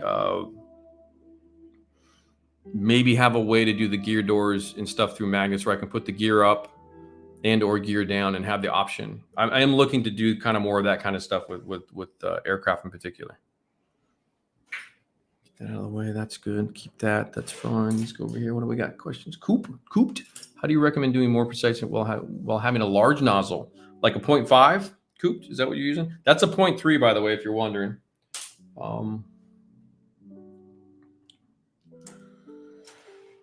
If you're spraying, you shouldn't be spraying with more than a 0.5 for scale model work. 0.5 handles most things up to the big stuff. If you need to go above a 0.5, then you're probably going up to an actual air gun, HV, VP, or whatever those things are. 0.5, you're going to want to crank your air pressure down. So if I'm say for example, I've got this set to 15, I'm spraying between the 10 and 15 range, PSI range. And I don't know what that translates to bar pressures. I don't manage that. You're probably going to want to just reduce the air pressure down. This is going to be a practice session for you, Cooped. And what you're going to do is practice is adjust thinning ratios with the air pressure ratios, and then moving the airbrush closer to the model to see what happens. If it's double action, you should still be able to use it 90% of the same way we use it for the 0.3s. You're not going to get 0.18 or 0.2 quality, but you can do fine. As far as squiggle camos and stuff like that, you know, I don't know, maybe not. But if you're just doing base colors, you know, if it's a 2-color scheme with like this aircraft is olive drab on top and neutral gray on the bottom, a 0.5 you can still do fine. So what else? Sweet. Thanks again, another. You're welcome, Arnell. Question: that chipping that you're getting ready to do without hairspray is only really applicable? Yes, true. Because it's more burnishing because of water. Yes, absolutely. You're 100% correct. Ghost Rider, Jim and Tim, you've got that big British tank. The Carnarvon starts with a C. It is. It is a Centurion turret on top of a Conqueror chassis prototype that the British did because the turrets were not ready. So they put Centurion turrets on top of the chassis to give the British Army driver training and gunner training with the tank before the Conqueror entered service. That's what the Carnarvon is. Carnarvon, that's how you pronounce it. It is all resin. It is an accurate armor kit. I am not aware of any plastic model of the Carnarvon unless Amusing Hobby or Dragon have taken their Conquerors and made that version, which would be pretty easy if they're doing Centurions. It's basically it's a mashup. It's a Centurion Mark III turret on the original prototype Conqueror chassis. And it's, what is it, FM221? Is that the right model? The British code for that? It's the 221? What is, oh shit. Schnizzle pie. Hold on, Jim. Yeah, there's your Centurion turret on the Conqueror. It is, hold on. It's FV, sorry. FV221 Carnarvon. And my Commonwealth friends, what is a Carnarvon? Is it some form of like a Griffin competitor, like a large animalistic beast, like fantasy beast, a Carnarvon? I'm not sure what a Carnarvon is. Is it a bird? No, I'm not sure what it is. Usually the British names have some relevance to something like that in terms of what they're calling things. But this was a prototype, the FV221. So it was, like I said, it was, and the reason I did the desert version was I have the actual Conqueror original formal like reference book. I forget the author now. I mentioned it all in here. Rob Griffin, the author, did the Conqueror book in the 70s or 80s, and it's very rare subject matter, but they sent one for trials in the Middle East, and that's the one that I've built. I talk about it in the article too. But yeah, that's a cool project. Patreon boys got some photos from Brashat, Belgium Museum, Armor Museum, Military Museum. Within that photo set that I took, I didn't post them, but there is a Conqueror range target vehicle that the Belgians had used, or at least NATO had been using as a range target, and it's missing a lot of parts. And so there's a Conqueror in there that I've got photos of. It's kind of like if anybody was interested in like a really rusty project of like, you know, a 1960s tank that was been outside for 20 years and ultimately used as an army range target of something of that nature. I don't know if they're going to restore it. I don't think they have, but it's all original. So it's just missing all the stuff, and the colors faded to, you know, five shades of faded green and stuff like that. So I'll be posting more for the Patreon dudes for that museum trip that I took in 2018. But to the front wheels on the P61, it is supposed to be that of some really bad form. But this guy came in the set is, I believe, incorrect, because the set calls for P61/B26 Marauder wheels. And I think the front wheel on a Marauder is solid, and the P61s were spoked. I don't have any photos of P61s with solid wheels, so I might have to look for a new front.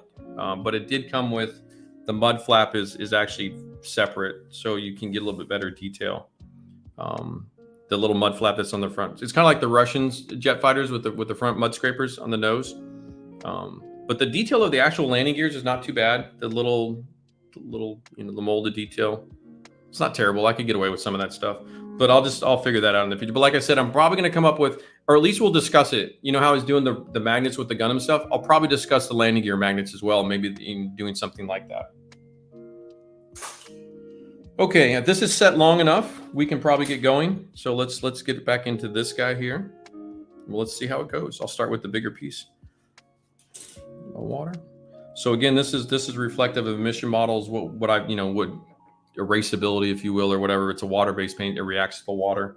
It's a chipping process. It creates a different look to hairspray. It's a different style, but it's basically the same concept with the brush and the water. You just don't have hairspray in between. But because the paint is removable with water for a point. And then when you put the polyurethane additive into the Mission Models paint, after about 48 hours, that reactiveness to water goes away, which is another reason why you really want to be using the poly. Mr. Korea, how are you? I can't read your name, but how has it been a while? It has been a while. How are you, friend? I stopped by here going to a walk to work. Sweet. Thank you I haven't done much time. That's okay. It's good to see you again. Gunnar, what's up, man? Let me scroll back up. There's some names coming through here I missed there. Matthew, be sure to get yourself stowage set in the new TMD. Okay, specially designed for that kit. Did I miss? Oh, Matt Sinclair, really cool being able to see you. Oh, Meng's M4A3-76 kit. Nice. Tiger Model Designs has resin bits. Francois from Montreal. Okay. Very cold Montreal. If there's any Canadian city that gets really cold, I tell you, Montreal's had some moments in time, right? Am I catching up on questions? Bryce, hello, Bryce. I'm saying hello to other people. TJ, I see you. I saw you earlier. Our ASMR channel, Airbrush and Sandy Sound. You're right. Well, if I had a nice set of boobies, Stephen, I'd have even more subscribers, but I don't. What else we got? Is that good, Cooped? Okay. Yep. Yeah. So usually, if you have multiple airbrush, just to speak to that comment, if you have multiple airbrush needle sizes, 0.5, 0.35, 0.3, 0.2, and 0.18. I think there's a point. I don't know if there's a 0.16 or not. That's fine. You're fine. Any of those will work for most of what we do. Most of the 0.5s, the reason you would use a 0.5, the purpose of a 0.5 in our world, our conversation is for you want to atomize a primer down to get that down on that surface in a really smooth, even casing so it dries super tight. It basically replicates like an aerosol nozzle in that conversation. So you tend to spray a little bit further away with a little bit higher pressure with the 0.5 so that you get a more broad, even coverage. The smaller the thingies go, the needle sizes go, the closer you get to the model, reducing the air pressure, upping your thinning ratios a little bit, so you're a little bit more on the fluid flows a little better. And that's with the acrylics and stuff, you will have tip dry issues. Right now, I didn't even have a tip dry issue today at all day, because I sprayed 9 a.m. this morning. I was up at 9 spraying. So, but you are totally fine. Thank you for coming by, my friend. Have a good work day out there, because it's probably the morning for most of the Asia region people. Wafu Dave, I'm in a Welsh town with a famous castle and it's pronounced Carnarvon. Okay. Yeah. It's something like that for sure. It's a town in Wales. And okay, you know what, Nog? That actually is probably why it's because it's either where the testing facility was, the range where there was, or it's just named in recognition of the town, which was probably important to the armor development in that region. That makes sense. It makes total sense. It's a real shame, but I have to go to work. See you. You're welcome. Hope to see you again. You can always catch the replay too, so we're good. They may have different hubs depending on when they are. Yeah, so that's what. Every P61 photo I've seen, Jim, shows a spoke front wheel. So I'm not seeing an alternate version yet. There may be. I don't know. I haven't really looked super close. Dean Trower says 0.5 is recommended for Badger styling res. Yeah, if you're airbrushing a primer like that. Yeah, and usually a primer airbrush process, especially in larger scale, I don't sweat it in the size models I typically do. But if you're doing like even this one in 30-second scale, it's all jammed up right here in front of my face. I do bump it a lot. If you're doing, the 30, this is the 70-second Black Widow, and the 30-second scale is, you're going to need some surface coverage for that. So I think Hobby Boss makes this in 30-second scale as well, much more detailed kit. Okay, but enough said on that. All right, so Mr. Chipper, my Gunzi Mr. Chipper. This brush, a little bit of water. Let me get this off a little bit so I've got room. Get this. So one of the things I've talked about real quick, and I've mentioned this to a few guys privately and also in the other streams, is using a colored paper towel. I have the browns, these non-bleach paper towels. See how immediately the visual representation of what's going on here is really critical with this, especially with this paint, because there's a really narrow window of operation here. What you want is the bristles conditioned with water and wet, but you do not want to see any water coming off in the paper towel. I do need my eyeballs for this, and have good eyeballs. Don't fake it. What else? Hold on one second. Let me just clean them up real quick. So I'm gonna have to get my head down a little bit. Okay. So we've got the yellow and green on top of the gray metal above, below, whatever. Come in here. Okay, so the green's coming off really quickly. The yellow's not, which is fine.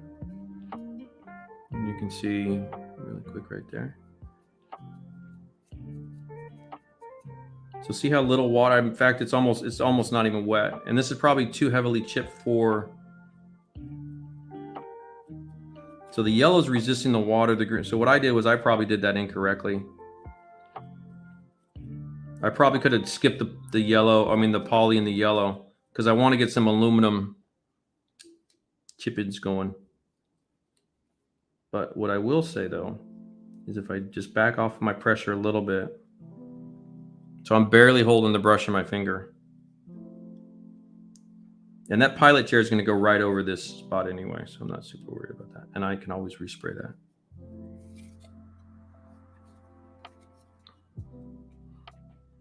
Let me see if you can see the delicate nature of some of those chips in there.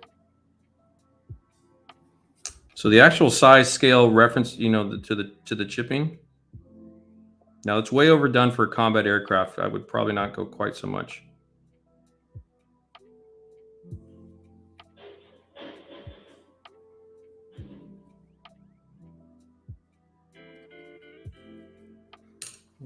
Let me see if I can get, where's this guy here? Let me see if I can get down to the metal underneath.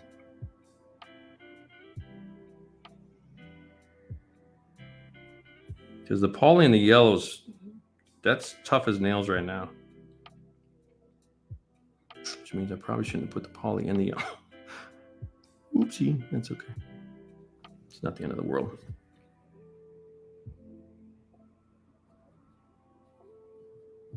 Yeah, I'm just trying to see if I can get the yellow to scratch off. It's being very resistant, so that works really well, by the way. Yeah, it's not really, I have to really scratch it. What I'm trying to get is the metal chips to show through. Not really getting that much. Let's see if I can get.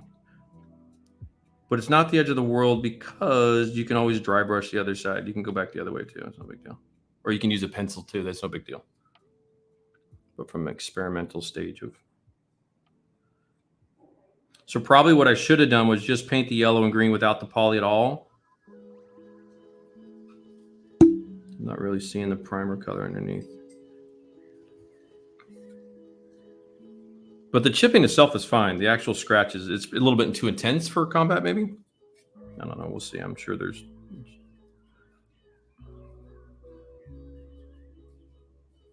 See how you get beautiful wear and tear off that edge right there? So I do appreciate that part. And see how quick and easy this goes in terms of all this?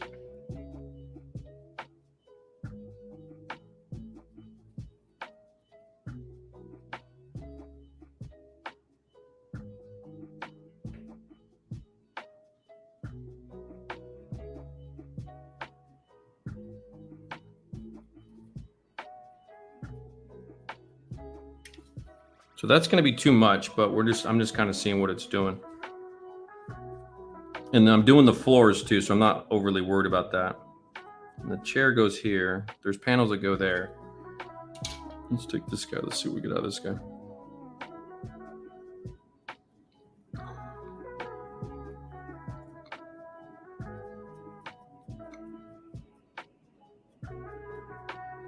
And you could argue too, I wouldn't have any problem with that if you skip the yellow altogether for this.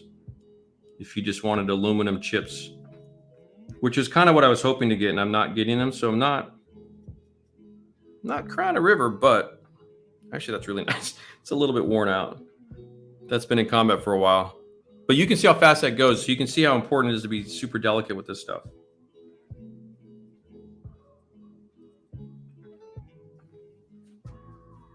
So you don't have to spend much time on that. So again, I checked, it's a little blurry here. Come on now. So this is on a white paper towel. This is hard to see. So use a colored paper towel if you can. You can see how dry that is. Will it auto zoom again? No. Now some of these will be painted black anyway. I think some of these radios and bits and pieces in here, but we're just kind of showing.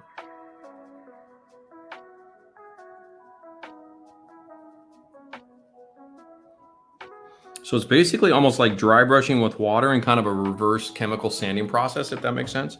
We're chipping, but we're getting more of a sanded effect, which is what I'm after. I'm not after the hard hairspray chips.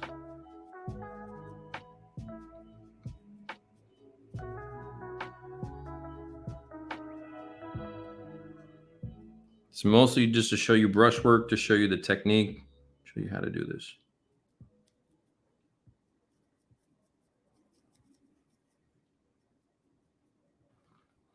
And it's just that fine delicacy that you get with this.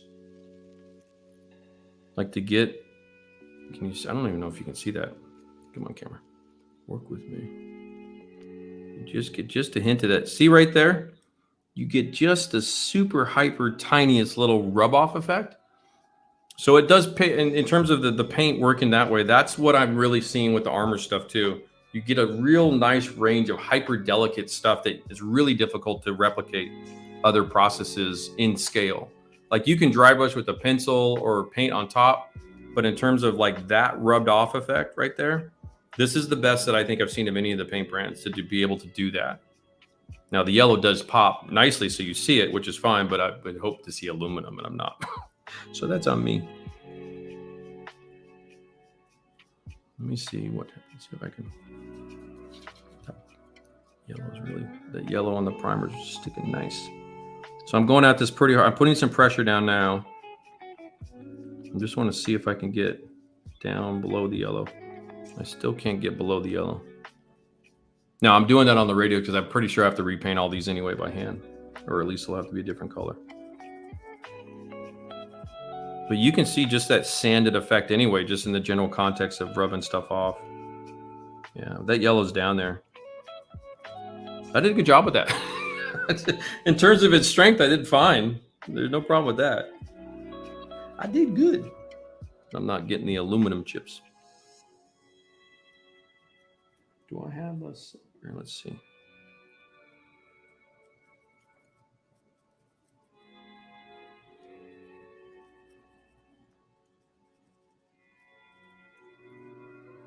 So you can see how, there we go. That was nice too. Oftentimes this is a lot more, right there is a lot more in scale for an aircraft cockpit chip floor right there. Just that little smidge. You don't really want to see what I was doing over here. That's a bit too much realistically. That's much nicer right there. And all I'm doing is actually, there's a little bit of like a poking motion that I'm doing with that because that's a flat floor right there. So I'm just trying to, so I believe this is the radio operator's seat a little bit. I believe that this is the guy in the back.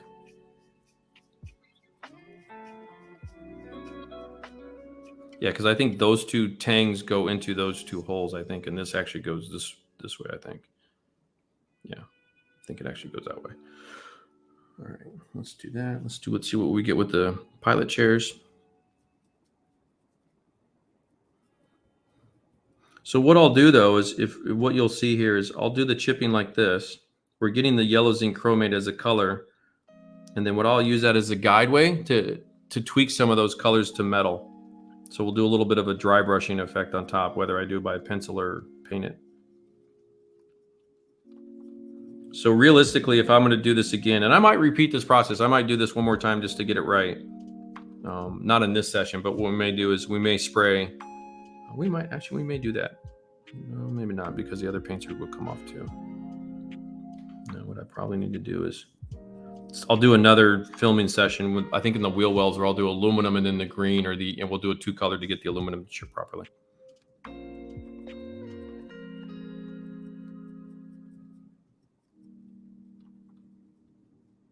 Because you can see the poly does a really good job of resisting the water once it goes on. It's not really a fail. This is not a fail. The chipping's fine. The wear and tear is fine. So get all your chipping and stuff done first. These are all padded seat cushions, and the armrests I think have a leather they'll be hand painted afterwards.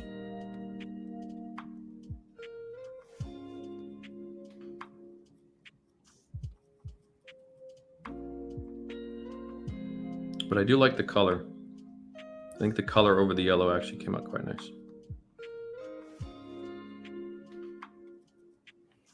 Let me see here if I don't have a lot of pencils in front of me. This one might be a little too dark. I got a watercolor pencil and a gray here. I don't think this is going to be the right shade. Actually, maybe I might just do white.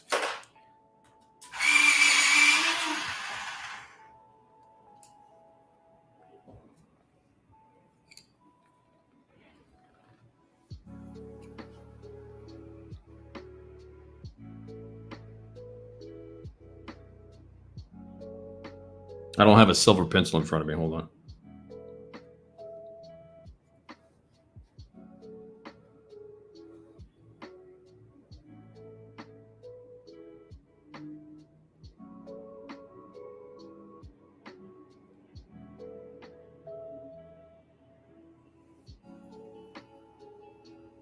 And then what you do is you need a really nice brush.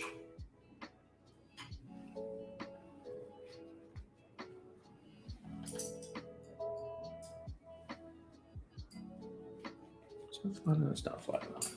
Hold on one second.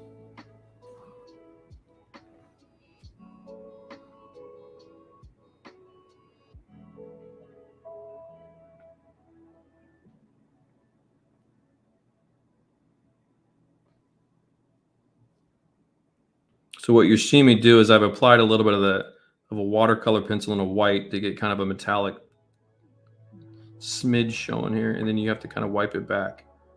Use the water on the watercolor pencil to get it to flow, and then use a brush to clean it up. A little bit of water. Now I could have used a paint or whatever. I could have dry brush. I just had the pencil in hand. I just want to see.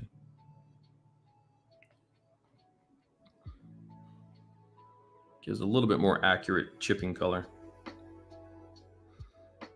But it does confirm putting the poly in the paint does fight the water. So everybody was wondering about that. What you can do though is where is this? That's great primer. Where is Mr. White Aluminum? Okay, let's try this.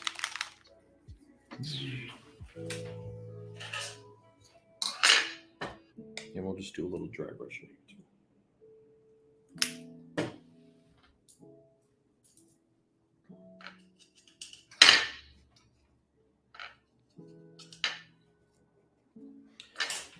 Let me get. Hold on 1 second.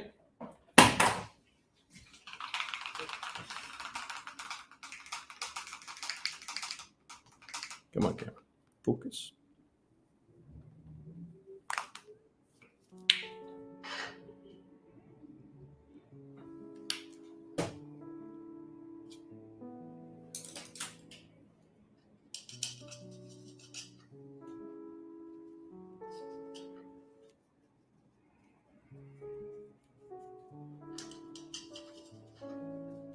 Hold on 1 second. Okay.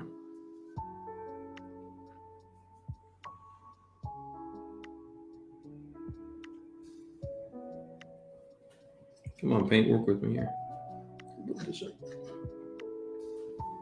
I'm not shaking it enough.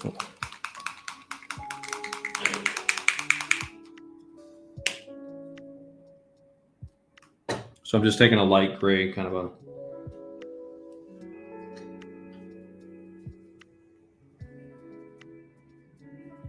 No, I can't even paint on.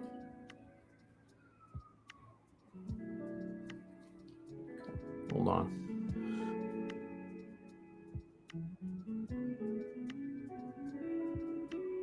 All right.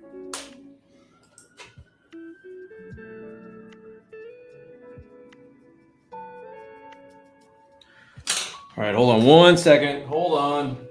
Jesus criminy. Do I not have a light gray on hand for the love of Christ? All right, here we go. Did I miss anything? Am I missing anything? My head down too much? Are we good? From France. Hello, Robin. How are you, brother? Hi, Dan Barnes. How's it goes?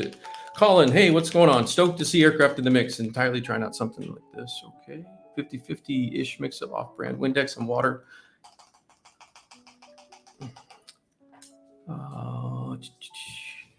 What are you referring to, Lich, in the Windex thing and water like you did in poly stuff? Nice. Okay. SMO2, I think, is what you mean with that. Yeah, because in 3, I don't think I used the Windex. Hold on here. Bottle's it's by the windowsill. The bottle's really cold. What I'm going to do is just a little dry brushing with the water. I mean, gray paint. Question: can Poly de Vallejo acrylics to create similar? I've never mixed the two, Steve. I don't know. There's a gray, finally. I had hoped that the gray would the underneath color would come through the yellow, but the yellow's on there. The yellow's not coming off. So.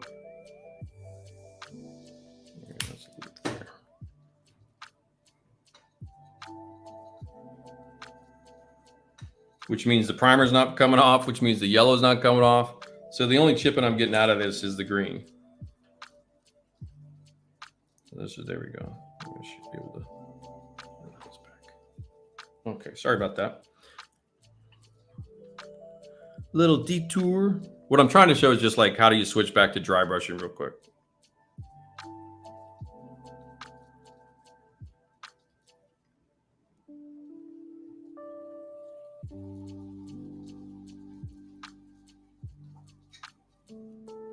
So just pure paint.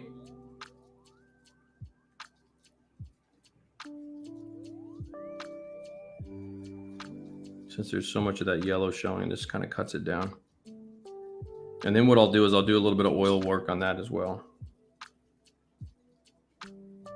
So technically what you'd want to do, it's okay to have a little yellow showing. I don't know how well this shows up on camera for you guys.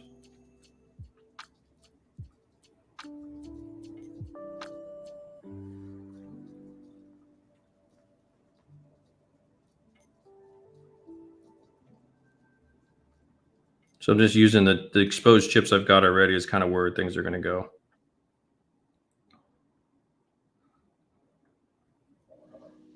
Because there should be a lot more metal showing than yellow for sure.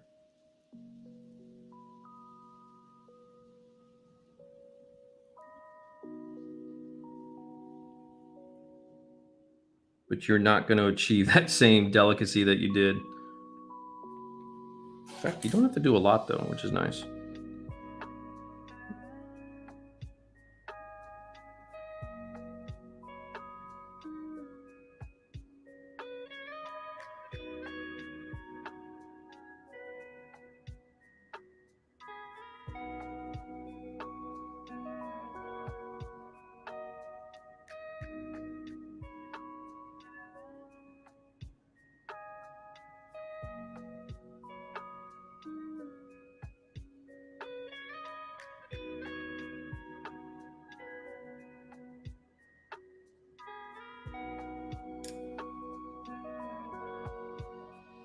And once you're dry brushing, once the actual brush starts to kind of get that paint dried up a little bit, it tends to transfer a little bit better. Paint's slightly too wet still, just a smidge.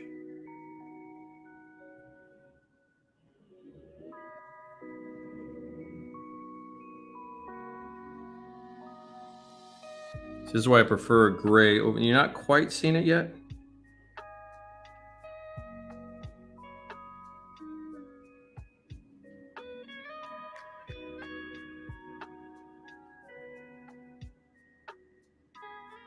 And I'm not using any water or thinner. It's just straight up dry brushing with paint.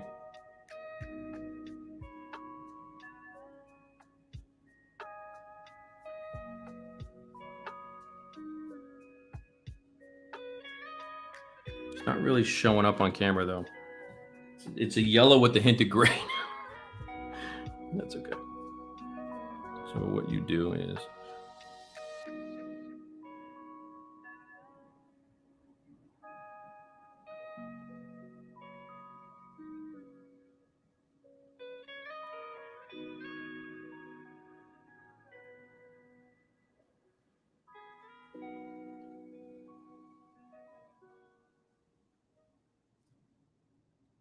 So what I'm trying to do is just really slowly build up that exposed aluminum.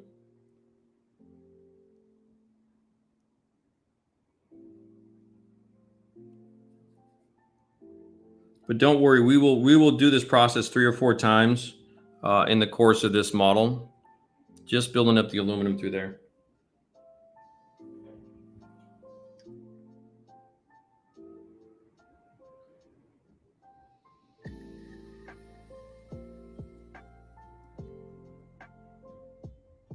There we go. So what I did was I layered a little bit of the lighter color gray I picked as well.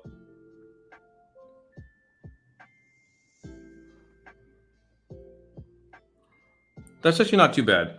That saved it a little bit. A little bit of redemption on that one. So what you do with this, or in terms of when you're doing something of this nature, is you use the chipped areas, and I've said this before, use the chipped areas as your guide. Like at this point in time, I'm just trying to get a little bit of the metal to show through the yellow.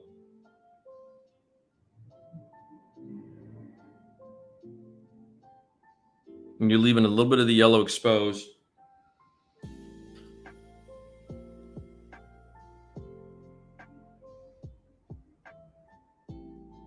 Now again, this is probably way too much for a combat aircraft, but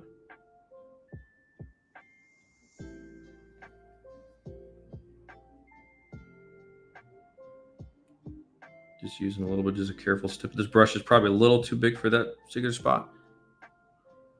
And we're going to do some oils here in a sec.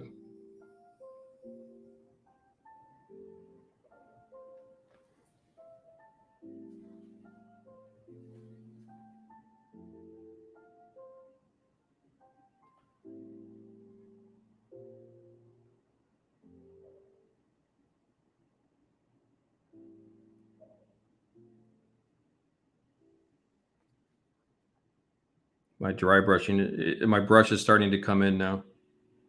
Like the paint's starting to coagulate and dry a little bit on the brush, a little bit towards transferring a little bit more effectively.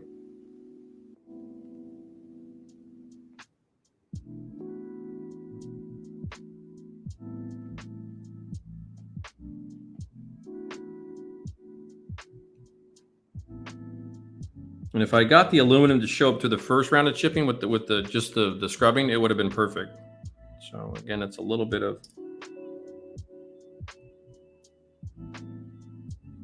not 100% what I was hoping for, but you have to see the bad with the good. It's not really bad, but you have to kind of be able to adjust.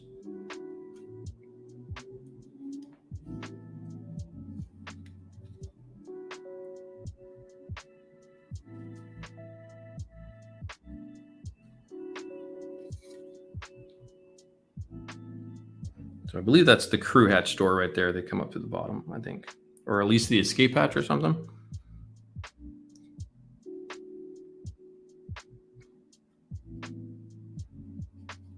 So I'm just trying to knock down the yellow a little bit is what I'm doing right now.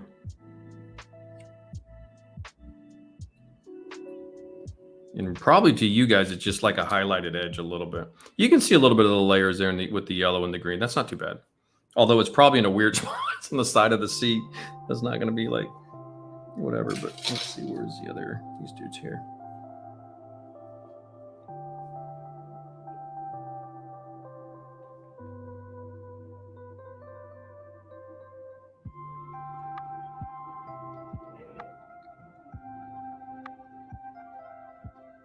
But I'll show you what we can do with the oil paints here in a second too.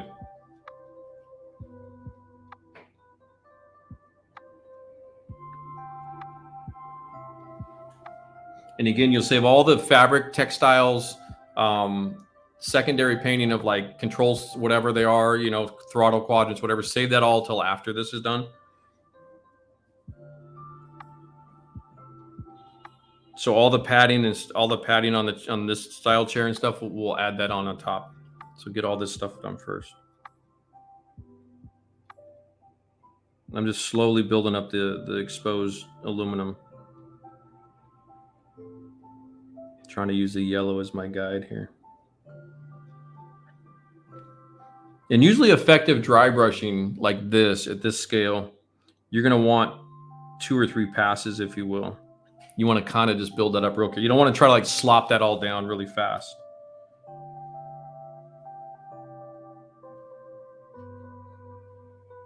So it may at first seem like I screwed up, but it's okay. We'll just slowly build it back up. Got to be able to do that. Back to this guy real quick. Again, I don't know if that's that chipped, heavily chipped. Probably not.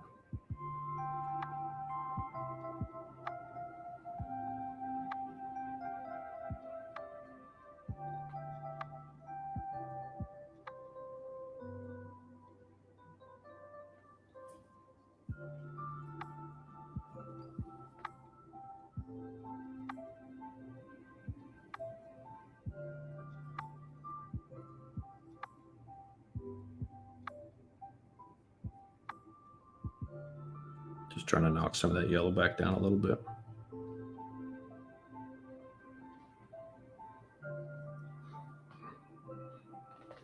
That's not too bad.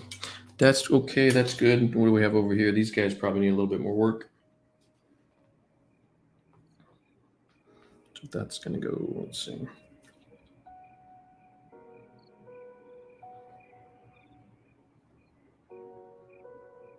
Just putting a little bit more of the gray on that. As that dry brush dries fully, you can kind of see the difference between the gray and the yellow. These all have to be repainted anyway, I'm pretty sure. At least the lower part probably does. I'd be surprised if they're in green. These two guys up top might be, but I think these are all black. So we'll hand paint those later. There it goes. Sorry, phone call. Scam likely. There's your car warranty. What I get a super chat? 12M hobby. Thank you, sir. What do we got? Mike, gotta go. Your demonstrations are gold. I'll have to catch you the rest of this later. Looking forward to more. Really like your style. Thank you, sir. Appreciate that, 12M. Very kind of you. Yeah, so you can see the driver. There it goes. That's starting to, at least you can see the color representation. This guy's fine. That guy's probably okay for now. This guy's okay. The seats are, we're good on the seats. And we'll switch to oils.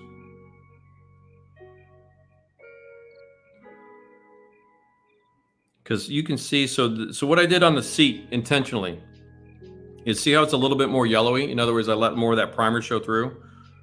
We're going to use the oil paints and we're going to start doing a little love to that.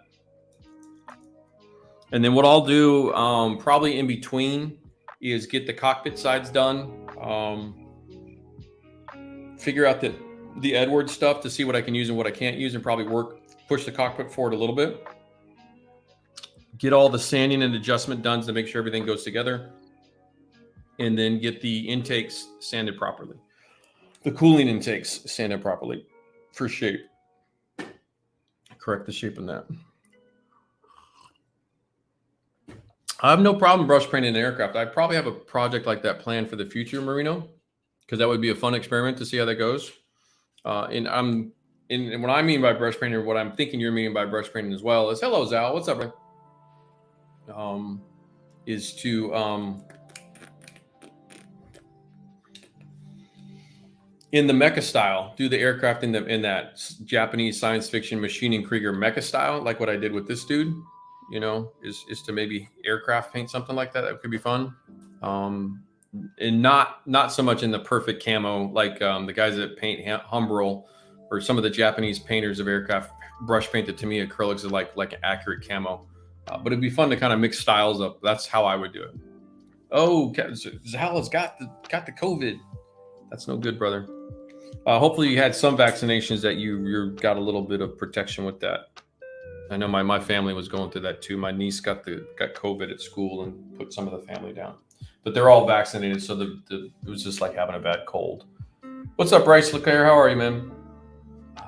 Yep, we're gonna get into some weathering right now too. We'll do some, and then we'll transition to the armor stuff, or we may just do air. I don't know. We'll see how far we get over there. Okay, so these pieces are ready for the next level. This dude, I can put you back. I don't need you over here. Get all the paint out of the way. Get that over there for a second. These are fine. These are fine.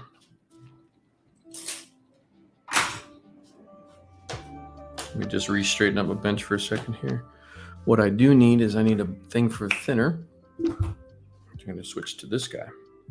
So to the question about thinners on the surface, you know, I tend to lean on this too. By the way, I know the enamel thinner came up for a bit earlier, but I prefer the odorless thinners to the enamel thinners. Just need a little bit of that, a little bit of this, a little bit of that. Oh, I do have a sticky piece of tape. Nice. Okay. And let's see. I don't know if this. Let me see if this one. This is an older one. I've got a. Where's my other? Where did I put the other one? What's the other one? Those are pretty dry.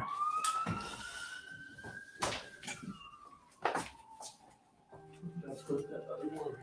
Oh, it's underneath the desk. I hid it from myself, so myself wouldn't find what I hid from myself.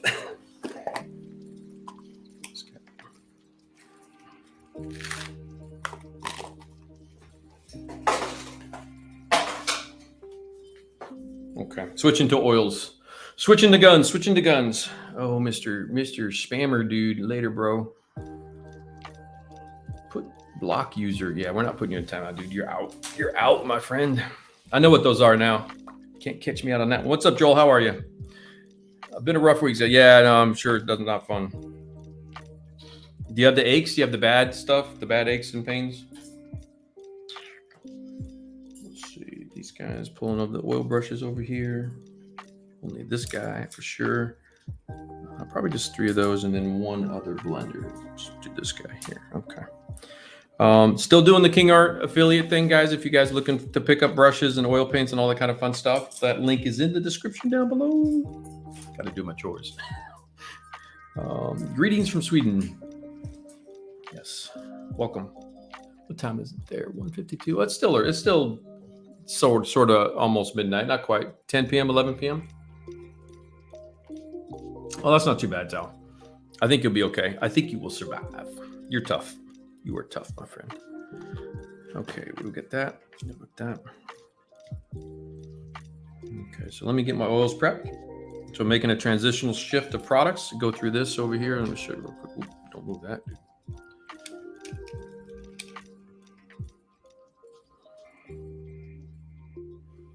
Okay, so what I do is I come in here, and so I've got my greens. I need my greens. Gotta open these up a little. Ooh, nice and juicy. So I'm really only going to need some greens and dust colors. So what you get is when these dry out over time, this goes into the freezer.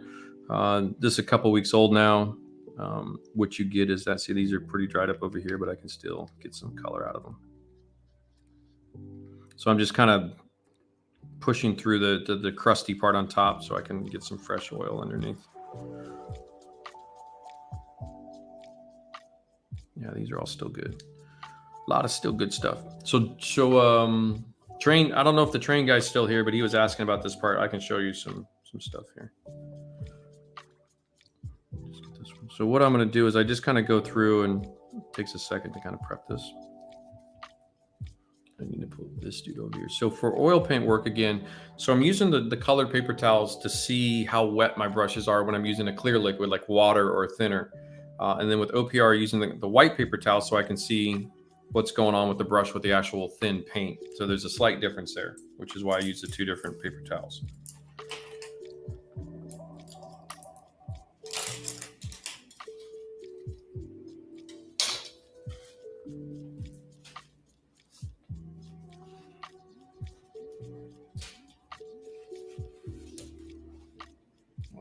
This one's doing anything good? No, it's not too. Okay.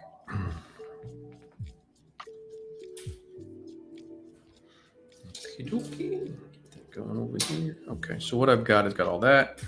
What I need is another one of these guys. So what I then do is I take a little thinner. Just put a drop on each of those. Mostly the colors I think I'm going to use for this session. I don't know if I'll use the rust or yellows or anything like that. I should just, yeah. As long as when you touch these here that they've got some give and the paint transfers to the whatever. In this case, a little thingy. That's all you need. That way, if you're pressing on the paint that's a couple weeks old and you're not getting any color transition or anything like that, then that's when you know the oil paint's had enough. Doesn't want it to have anything to do with you anymore. Okay. Any other things here? I'm going to switch to oils, do some weathering, do a little bit of that. It's 22. Okay, so it's almost 11. Okay, Joel, gotcha. So I'll stay up under zinc. D and C vitamins. Use ibuprofen for the body aches. Just went through it. It's not too bad after the 3rd day. Okay. I did order my test.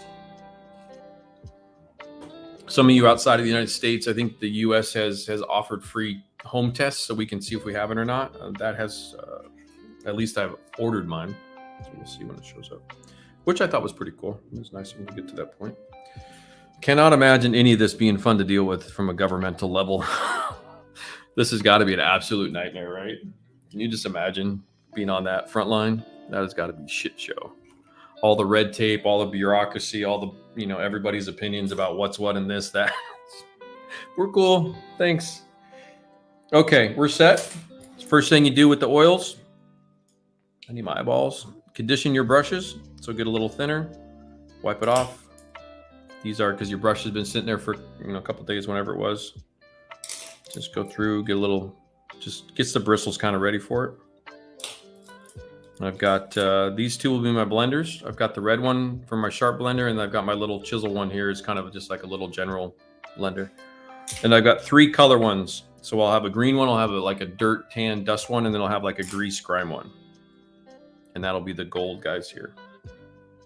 And if you only have, like, in other words, if you've only bought the KINGART brushes and they're all with the gold, what you see me doing here, or what I'm doing with that was, if you want to denote one as a blender, then put like a piece of tape or something on it so that, I know by the red one, that's my blender. But if you have just the gold ones and you want to like visually see quickly, just throw a piece of tape or something around that.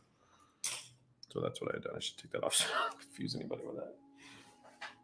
I was just showing you a little tip on how to do that if you needed that. Okay, we're ready to go. Everybody good? Sell a pic of that cardboard as an NFT. I have a drawer, Marino, of like literally the last 10 years of all those little, if I use them to an extent like that where they look like this, I have them all saved.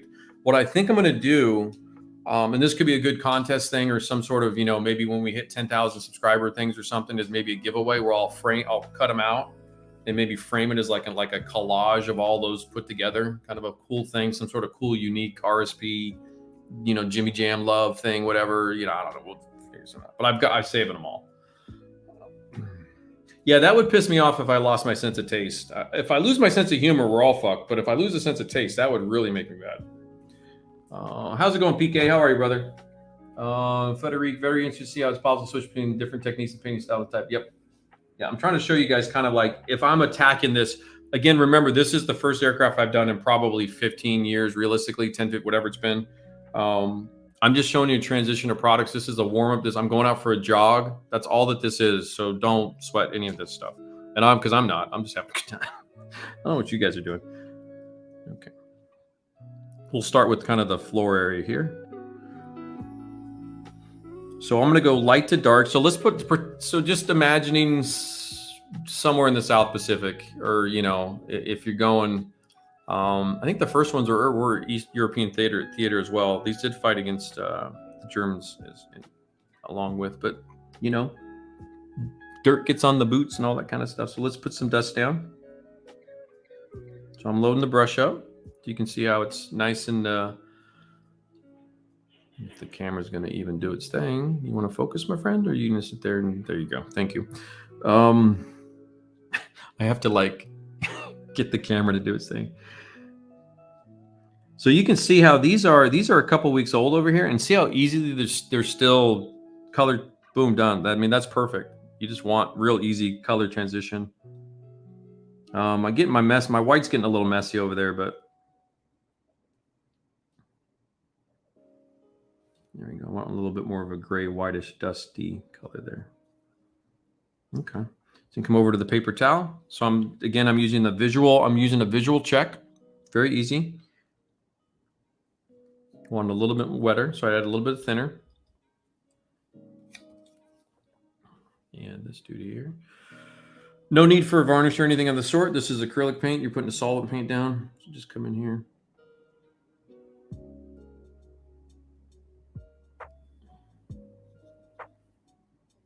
Okay, it looks like it can handle a little bit more of a tan color.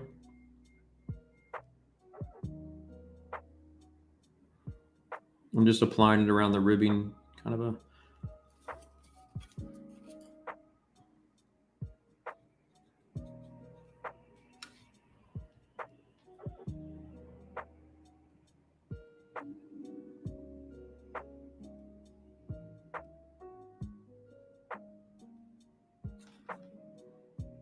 I can actually go a little bit more dusty on this because it's a little bit too light. So I'm just adjusting a little bit darker tone. And you can see how there's almost no thinner going in terms of it like flowing out. I'm going in kind of a controlled state. I'm just kind of putting some dust in the corners of this guy. If I don't keep bumping into everything.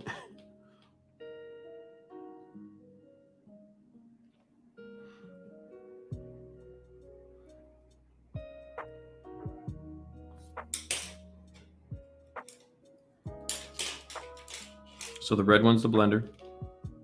No additional thinner at this point in time because the paint's so smooth or flowing right now.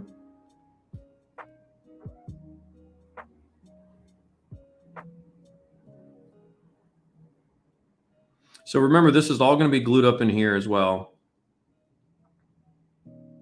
I'm just kind of going through and just kind of jogging the tip of that into that dust a little bit.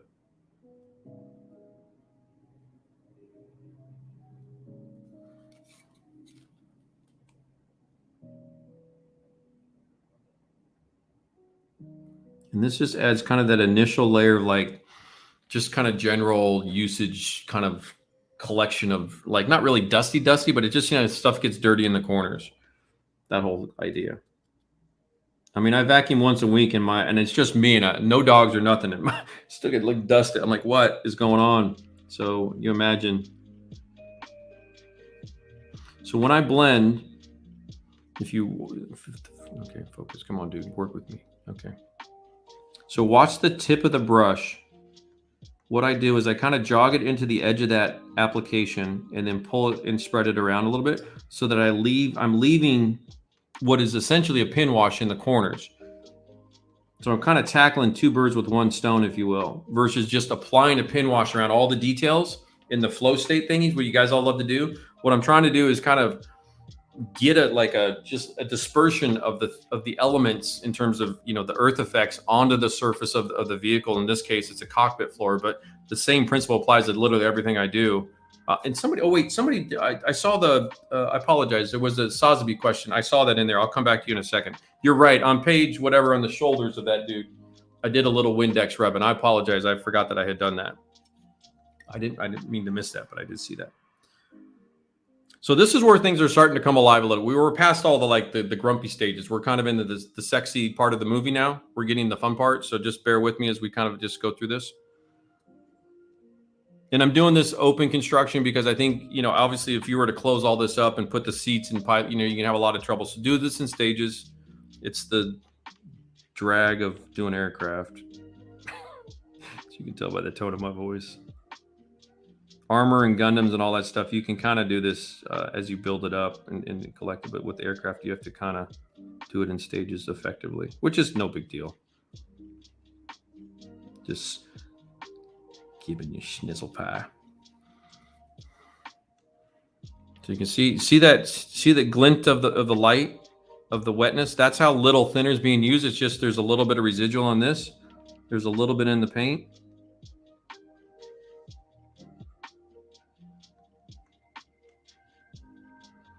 And even for a little shitty kit like this, there's enough surface detail to work with. And you can even, where was my brush? Which one was I? Put it down. What's this guy?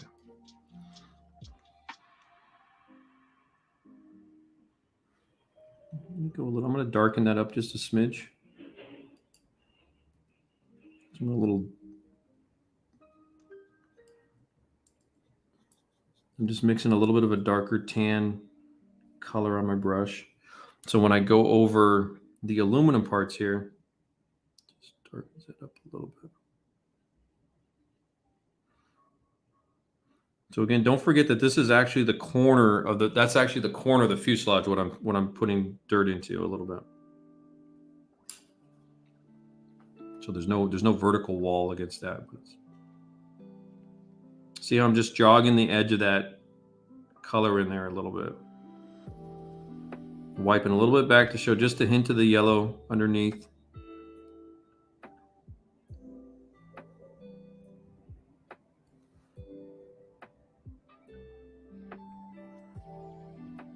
So I just use the tip again, just to, as you watch this, just using the tip of the bristle to kind of just diffuse all that area. And I'm leaving that stuff that's around the detail as kind of the residual pin wash, if you will, just to reinforce that idea for you guys.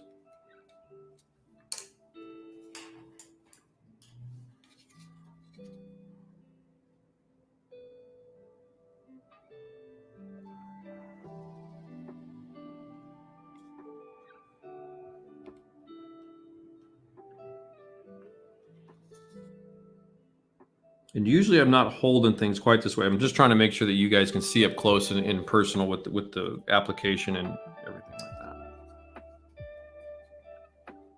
that. I do need to back off a little bit so I can get the brush down here.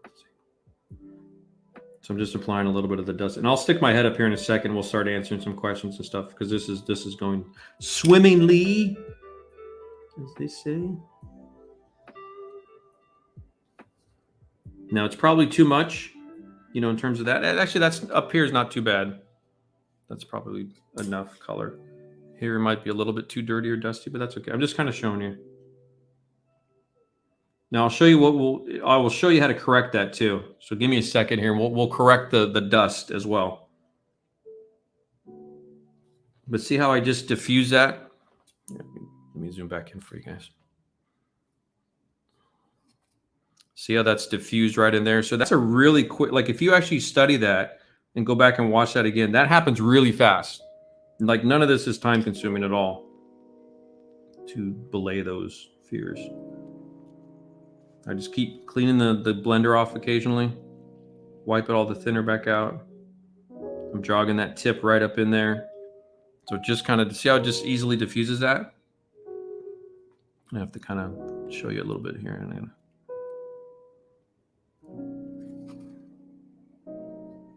now there's supposed to be cockpit ribbon and stuff in there, which is it's completely missing. So you just have to pretend. Just pretend. But in terms of actually applying this,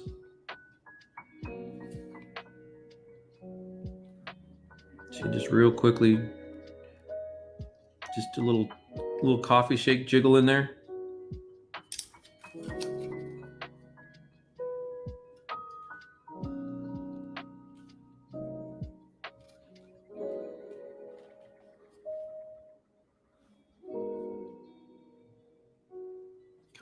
You know, it would probably help, wouldn't it? Why didn't somebody tell me? Get that light over your head, mofo.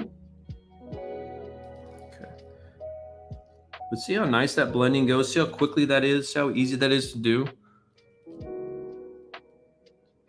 So there's no airbrush post-shading, pre-shading, you know, none of that kind of fancy technique stuff going on.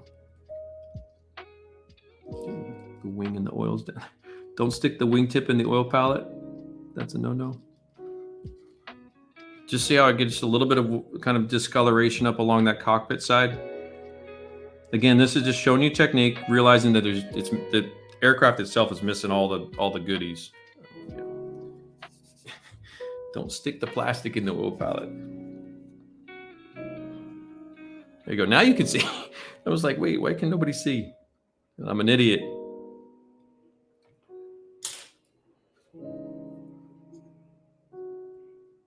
Now I'll stick up and I'll answer questions in 2 seconds, and then we'll shift to the green colorway, and I'll show you how to correct some stuff, how to correct some chipping, how to correct all that kind of stuff.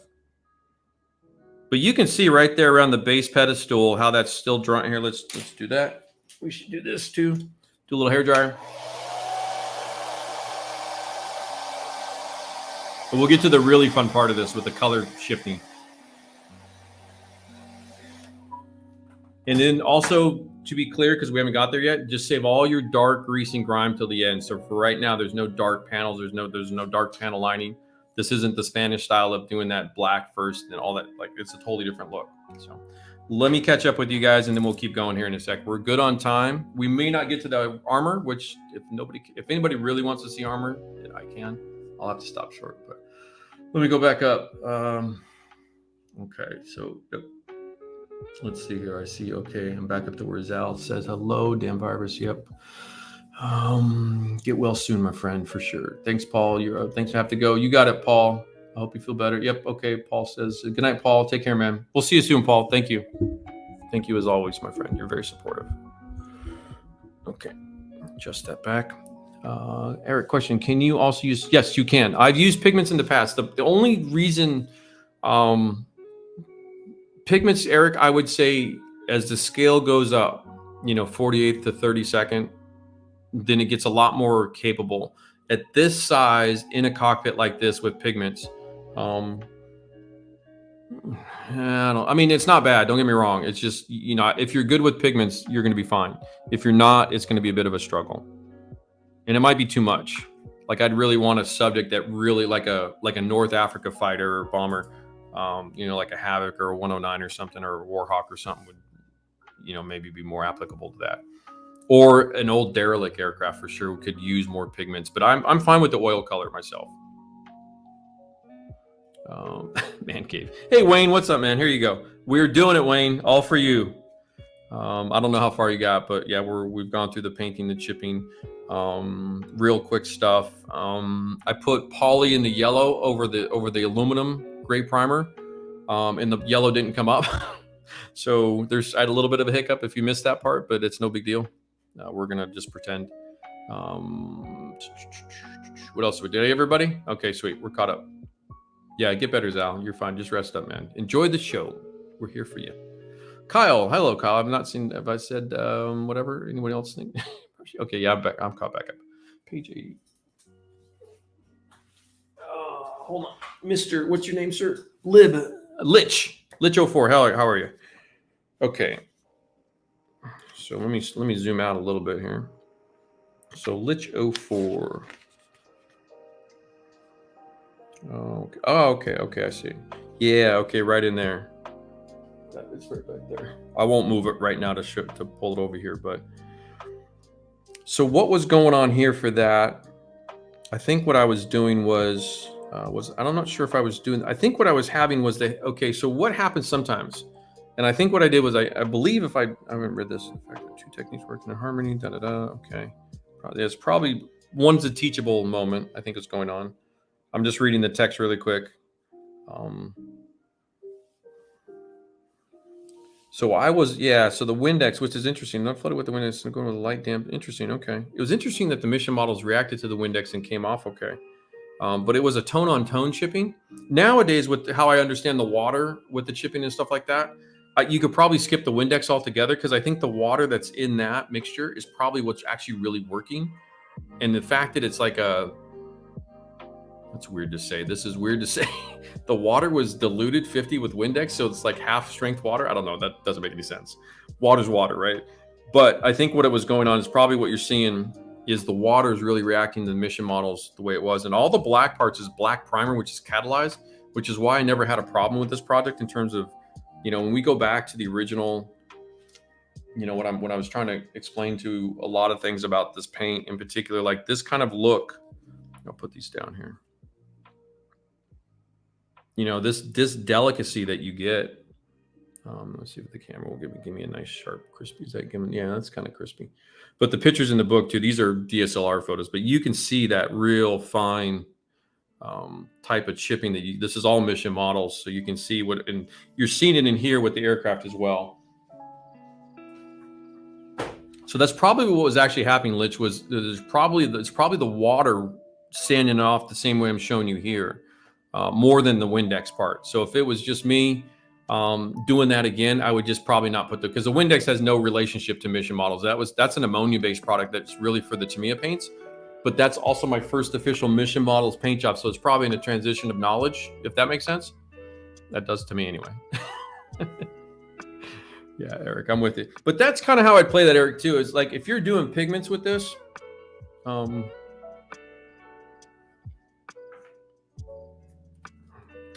look at that. That's pretty smooth in there, but let me see here. Where's the mission thinner? Okay, here's that one. There's that. Okay, let's just do a little quickie. Do a little quick. I need a ship brush that I don't care about. Okay. Those are vertical. That's the seat. Okay, so I'm gonna go at the back corner here.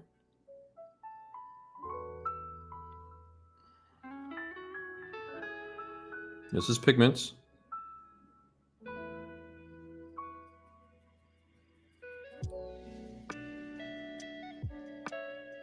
Okay. So I think this is probably going to be too dusty for a combat aircraft. I don't think they get this dirty. But watch in 2 seconds here, my friend. And you can see how the oils with the pigments play very nicely with each other. Like you're not seeing any real complications or any real issues with between an oil paint dust down there and a pigment dust. But I'm showing because it was asked, which is what I'm here for. So let's do this. You know where I'm going with this. Excuse you, Mr. Truck, sir. Okay, so we got a little mission thinner in the airbrush. We're going to go back to my original dusting technique where you spritz the fixer down into the pigments. Let me crank my things down here. You want like a 5 psi issue kind of thing, or like a setting? I'm just using it there. Okay. So for dust, in this particular, this will help too because it'll kill the intensity a little bit and give you a little bit of a grittiness to that down there. Okay, so I'm at a distance, so we're a little bit far away. So I'm about, that's at least 14, 15 inches, whatever that is in metric, 25, 30 centimeters away. And I'm just going to kind of, I'm spitting this down with my finger. I've shown this many times in the armor stuff, but for aircraft, right at that spot, you can, I don't know if you see it hitting. Here, I'll move this dude up. And you can see, it looks pretty cool. So yeah, you can see the spots. And we haven't dried it yet, but. Okay. You don't want to hair dry this.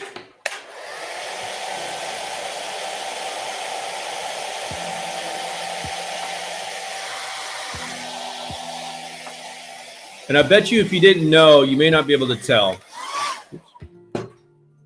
So for those of you wanting more delicate pigment work or something of this nature, Eric, like this whole thing. Let me pull this back over here. Let's see. Okay. So you can see the dust pigments in the corner there. That's not too bad. I mean, I'd be okay with that. You're not going to see it once the canopy's on. I mean, you'll see something, but you're not going to see. If it's an open canopy, you will, or World War I, you will. But you see a little bit of the grains, a little bit, like maybe under a real intense macro photography, you might see pigment grains. But for this nature, if you didn't know that you'd see me do pigments with oils right there, you would all think that's one product almost. So you can see it works really well. It's just not something I would be inclined to go towards because I think this is probably too dirty or too dusty for actual combat. I don't think that the maintenance guys, unless it was just they were doing 10 sorties a night, kind of a conversation or whatever. It would depend on the aircraft. Maybe it was more P-38. You know, they're doing a lot of fighter sorties, you know, through Rabaul or something like that. Or, you know, they're stuck in France with the temporary airfields after D-Day. And all these aircraft are going through, say, the fall, post D-Day, August, September, October, November rainstorms in France on those temporary grass fields. Probably, maybe that gets really dirty inside a cockpit. So just play it up. You know what I'm saying, guys? Like you know, be smart with that. So, but there's just enough discoloration love in there. Now let's shift back gears. Did that help, Eric? I hope that was actually kind of fun. But this is the joys of model building with Bob Ross. Yeah, that's pretty straight up, pretty simple though. That kind of goes pretty quick. And a little bonus footage for you.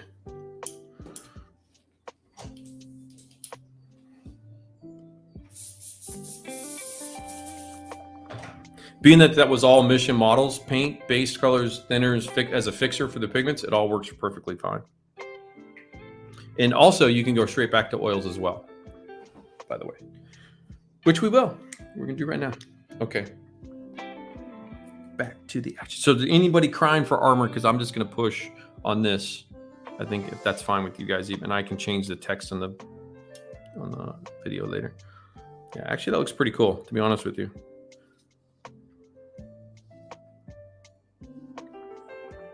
Yeah, I'd be fine with that. Okay. Let me put the dust brush down. Okay, now for some fun stuff, because this will relate to the vertical panels as well. So you don't have to really have the dust on the vertical panels.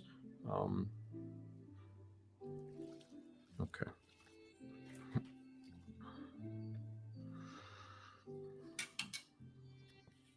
All right, so what I need now is, let's mix some greens.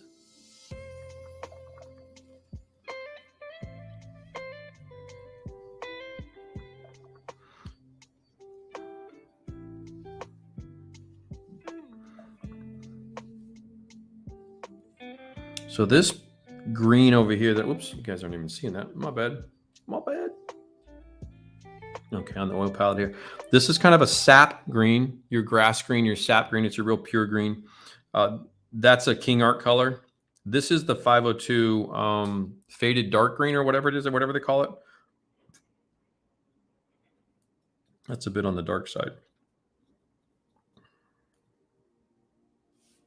I'm just testing that out. Actually, not bad. Pretty close. And then this color right here is, I'm not sure if it's linked in the description down below. I'll have to double check that. Oh, Chris, what do you got? Clogs of earth in the wing root of one. Oh yeah, absolutely.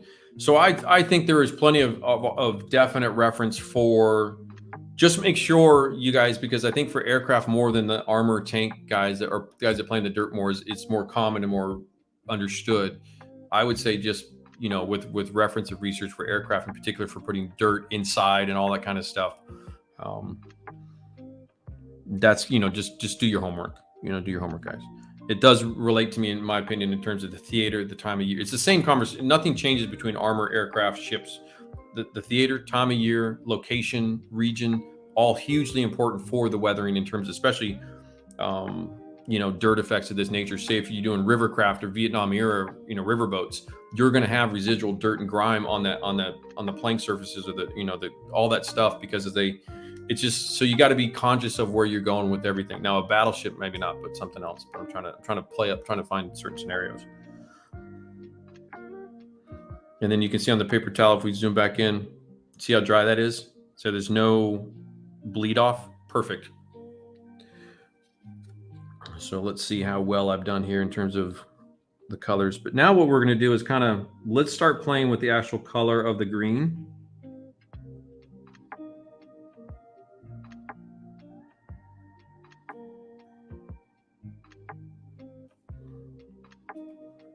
So this is why I didn't worry about the chipping too much, like if I'd screwed up or overdone it.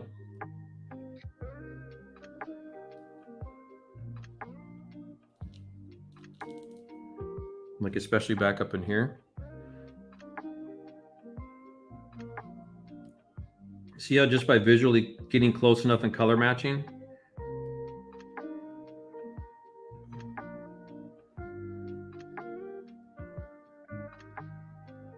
so I've got a little bit of a coffee shake, so I've got enough of a little bit. See how that kills it, brings it all back down, brings it all like, okay, that's actually way better now. So I knew going in when I screwed up the chipping part a little bit, it's cool, super cool. Don't panic, don't sweat it, don't think you have to repaint, don't think you have to, you know, strip or, you know, go to a strip club and stress out or de-stress or whatever it is. Like, don't worry. OPR, gonna bottle that shit up, 2 pills a night. You guys are fine. Okay, I'm joking. But yeah, this is what I mean. Like you really just, if you understand your products that you've got, all this kind of stuff is super easy to shift on the fly. See how I bring that all back into scale?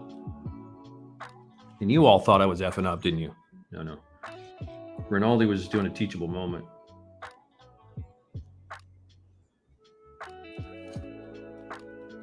So now what I'm doing is I'm using my color palette of 4 or 5 greens. And see how I'm starting to get, it's still wet in there. We haven't really blended yet. We've still got the application going. So this goes to more of the pre-shading, post-shading conversation, if you will. Now I'm starting to pick out panels and do certain techniques now in terms of the finish. See, this chipping up here was way too strong. So I just pulled that back down. I've just fixed this. So this is probably the most important part of the stream, truthful. If you go back and watch later. So say the paint back here is won't see as much wear and tear, so you can go darker back there. And we'll blend all this in a second too. Same up over here. Maybe you want to come in and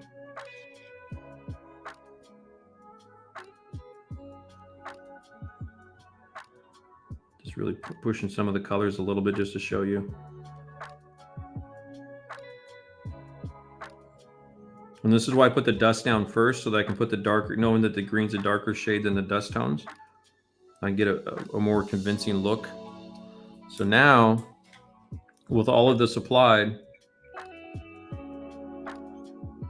just taking my blending brush, just seeing what residual thinner on the brush works so far. I don't want to add too much thinner. If you add any thinner onto this now, you might get a bit of a muddy mess. So this is where the control of, and then we'll hair dry this and we'll show you what happens. It'll lock it all down. It'll all turn back to one matte tone. So you're seeing some of the wet paint and stuff like right in there. So I'm blending a little bit of the green into the dust.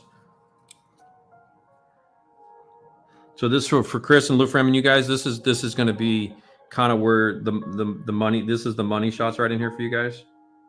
Working with the oils and of using the tinting and developing the depth to the colorways. See, I'm just jiggling just the little coffee shake of the tip into that oil in there and that color. Picking a little bit of the dust up a little bit, kind of blending it around.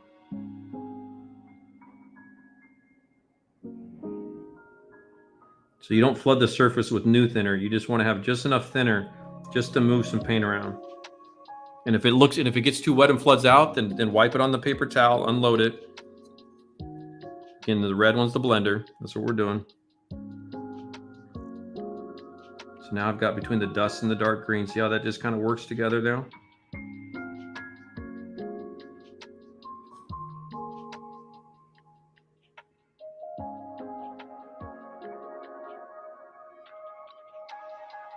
So this basically eliminates the entire need of all the airbrushing steps, all those huge, intense airbrushing steps. If you were to condense this video down to just me airbrushing the stuff and then painting this without all the other stuff, this is probably, 20, 30 minutes worth of stuff to get to this stage, realistically. So as an alternative process, if you will.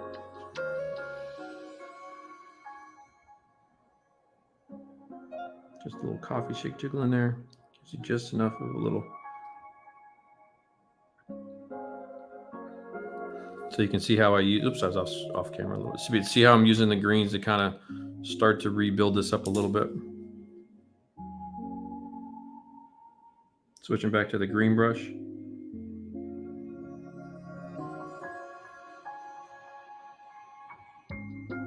So the chair sits up here. Now you're not going to see much of this, but say that paint stays darker because that chair covers that base pedestal, right? So you're not going to see, you probably won't see this, but just, to be complete. Or if you come down this way, see how my shitty airbrushing work right here, you come back in, get a little bit more colored paint. The palette going here, unload, probably too wet. See how that's too, whoops. That's how I can tell it's too wet. So I'm getting a little bit, see how it's bleeding out pretty fast? I want more of a dry brushing thing, so load up with a little bit more paint. You need to mix the same colors right in front of you. You don't have to think about it. There it goes. Now it's more just like painting. Come back over here, refocus camera.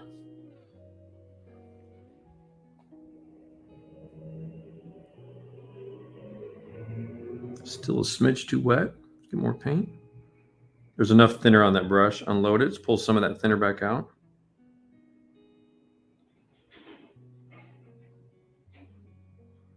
See how I just reused the green a little bit. Oops, don't stick the wingtip in the oils.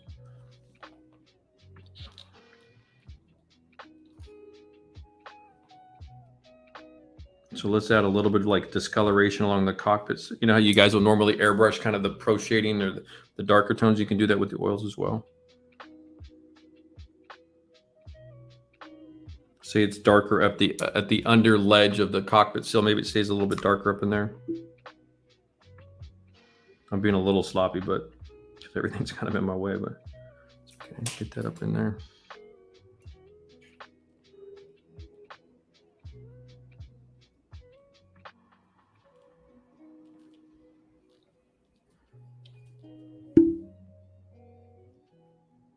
It's a little bit of an awkward angle. I might have to go to a longer bristle. Just kissing it. A little stipple action.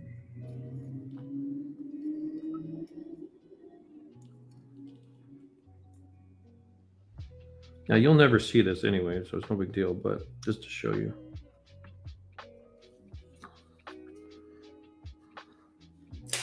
Switch blender brushes here, put that down there. It's a little bit of a camera's, hold on, let me pull this up a little bit, hold on. So I can just get the, this is why I can't go to, this is why it'd be really hard to do like 30-second aircraft on a how-to video like this in terms of a live stream with the way I've got it set up. See, I'm just taking that, seeing the gently taking that, just kind of a shaking it, jiggle it, super controlled. Everything's held steady and firmly, and I'm just kind of just quietly, just kind of that lower dust that was down there earlier. So this gives you a very different look to like the airbrush shading with a cockpit, if you will, or like the classic wash where you put the wash in and then wipe it all away. Just gives you an entirely different look. But I think at the same time, it gives you a really unique look, if you will.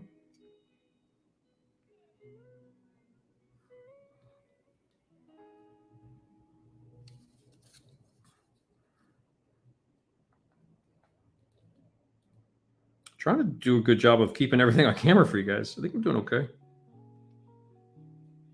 So you can see how the oils add so much more depth to the colors as you kind of detail this out a little bit.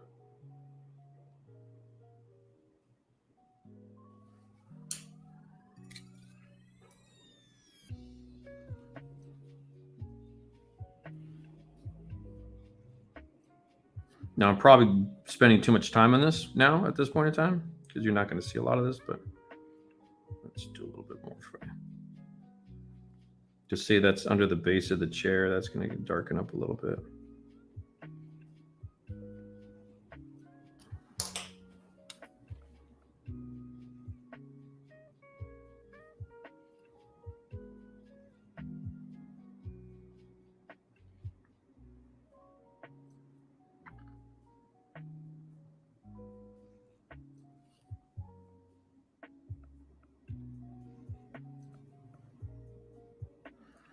And now you can, so now you're getting kind of a chip worn, dusty, dirty.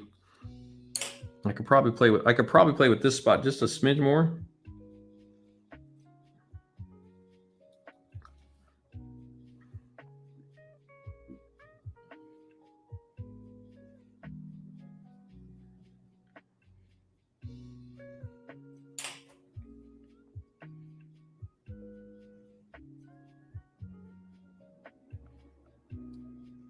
Okay, now I can probably step away from that. Okay. Let that dry up here. I could probably come in here too. Ooh. Is that the green one? That's the green one. Okay.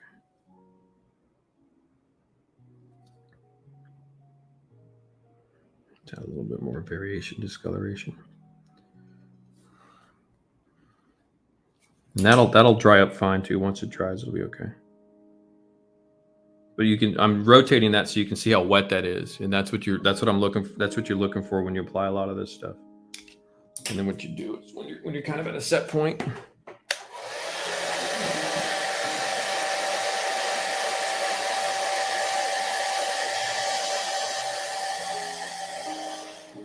now it'd be much nicer if this had all the cabling and all the details and ribbing and all sorts of other fun stuff too. But it's just kind of, like I said, a warm up kind of, you know, again, you're probably like, you're never gonna, I mean, you're never gonna see, I mean, you see a little bit. I mean, oh, that's not bad.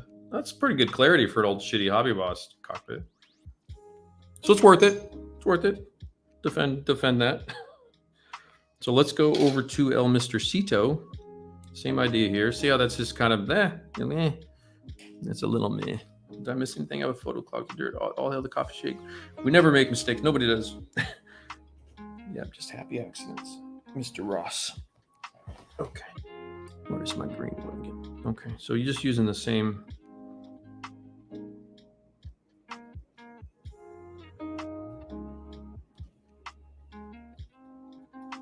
Obviously, you don't need any much more thinner than that.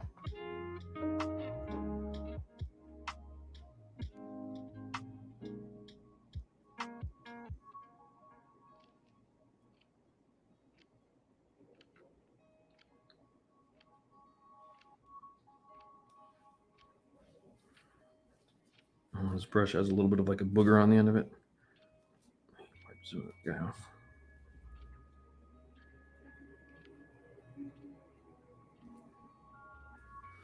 Actually, let's get a better brush. I didn't clean these well enough last time.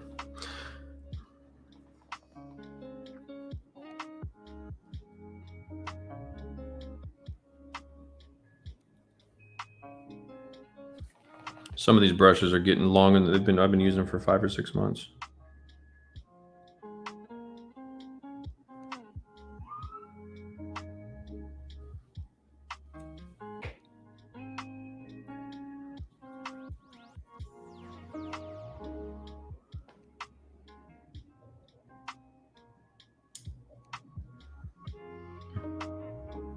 So to get an oil to stay in the corner like that, see how lack of thinner that is? It's just, see that right there? See how dry that is? There's so little thinner on that. It's just basically kind of wet paint. Come on with your blender.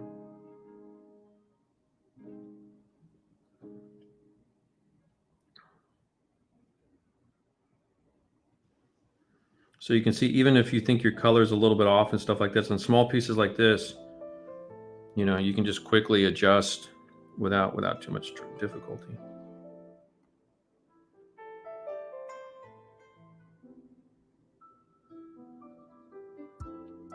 You know, you could also dust airbrush colors. You know, you can also do more airbrushing, but I'm just saying it's an alternative.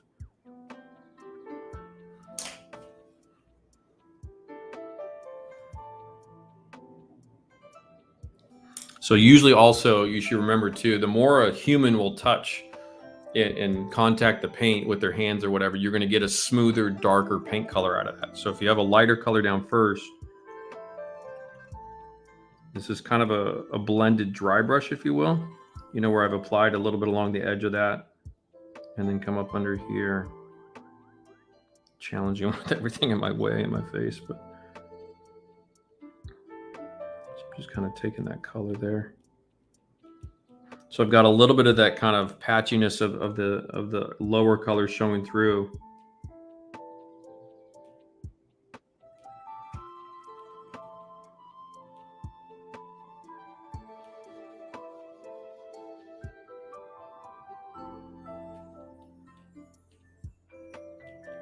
So I'm able to quickly kind of like a layer of weathered paint a little bit into the cockpit chair.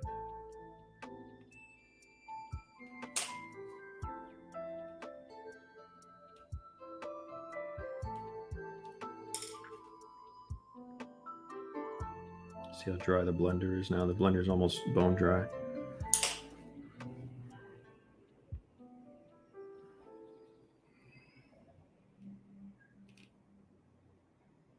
So now I'm just kind of building it up, more opacity. Because it's a painted metal chair, by the way. Painted aluminum. From the Commonwealth boys.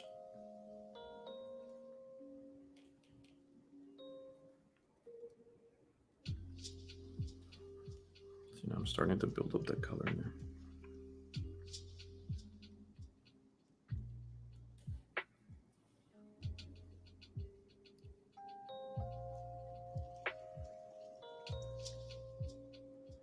Now I'm kind of smoothing all the brush strokes out a little bit.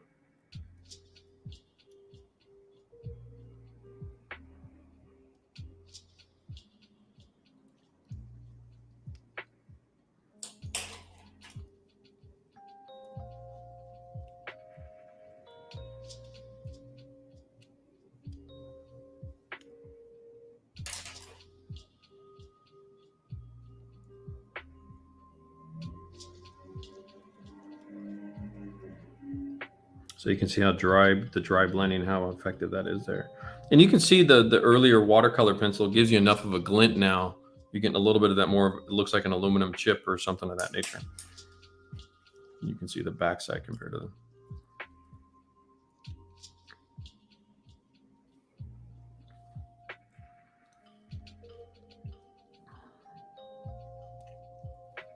It's way too thin.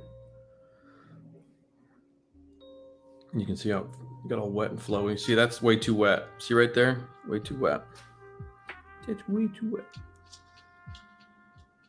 It's more of just a filter tint, whereas here I'm kind of really adjusting the color and giving some effective wear and tear in there. So what you do with that, let's dry this off and that'll kick that back. You can work it. Because you can't work it when it's that wet. That's the heart of that. The more thinner you have, the trickier, the more difficult it is to blend something to get like a surface effect. CL, you're welcome. Congrats for making it. Oh, you're welcome, man. That's very nice of you. Thank you. See how that's still too wet? So I didn't reset that because I was sidetracked. So let's load up more paint on the brush. Use a paper towel. Reset that because that's what I'm looking for now. And get that schnizzle pie off of there.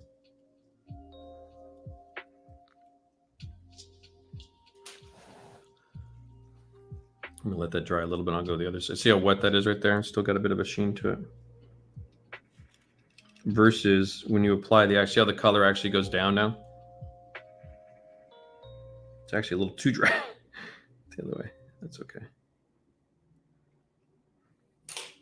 That's okay.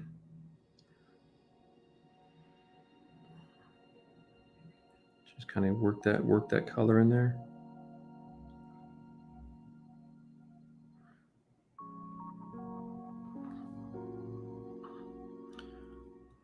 So it would kind of have the similar idea to the pre-shading and post-shading. It's the same concept. You're just applying it more by hand and on the as you go. Now I left the color of the seat inaccurate and kind of badly painted on purpose to show you that. Probably you'd paint it better in the first place. But if you had a situation where your painting wasn't as good as you thought it was. And at this size too, it's difficult sometimes to just kind of gauge it until you start to really get into it. You know, more experienced guys, it's not a big deal, but some of you that are newer to all of this.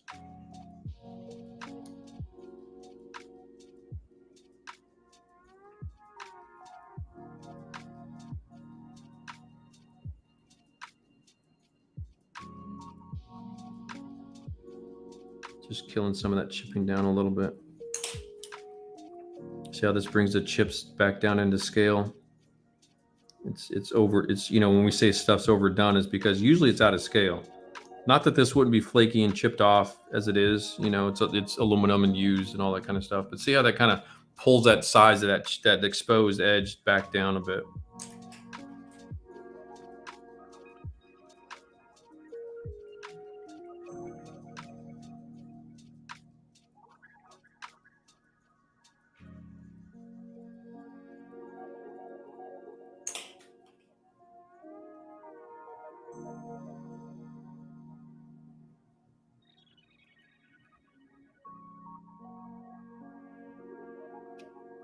Yeah, because I'm gonna keep pushing the aircraft, and it's gonna be interesting to kind of see where things go because I haven't really dived hard at that side of it. And then plus you got SMO6 coming. That'll come in a couple, 3-4 months probably now, the way things are going. I want to get everything done by Easter, but I'm trying to get you know, it's like moving mountains, some of these people. I wish I could bring it back locally. I would be honest as I'm talking out loud about that in terms of production. I wish I could bring a lot of stuff back local.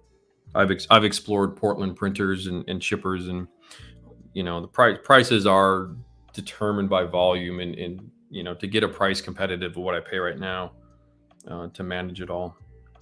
You just don't see in the United States. You know, if you go to someone like an Amazon, if you're wondering, you know, a company like mine, that if it goes to like an Amazon situation, you know, you give up close to 70% of your dollar for every dollar. So you're barely making, after everything's said and done, maybe 10, 15 cents per dollar after Amazon. So you got to sell tens and thousands, like, to make any money, you know, that whole conversation. So if you're wondering, that's the crux of a lot of the problems. So where I'm in parts of Europe right now, it's really cost competitive, especially against the Chinese, you know, for production and stuff like that. And the quality is way, way better, dude. The quality of the books, right? Super nice. So I'm suffering for it, because I want the product to be, you know, at the end of the day, after all the bullshit, you know, when I'm long gone, those books hold up nicely.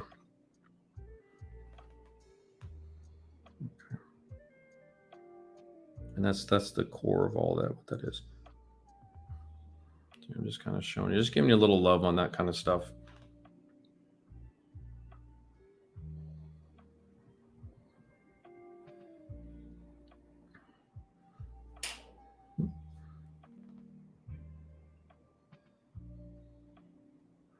Just pumps that color back up to where it should actually. It's more of a true green over the yellow a little bit. Interior green is more of a true green, not quite a grass green, but it's a legit green.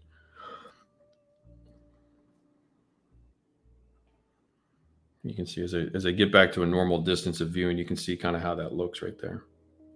So you get a little volume through that. You get a little bit of modulation, a little bit of the fantasy mini painting style, just a hint, but it does pop out the shapes that you've got, so, to work with. Just got over here, let him do this, and then same thing here. See how light I painted that? Because it's too light, babe. That's too wet, but you can come in with your blender.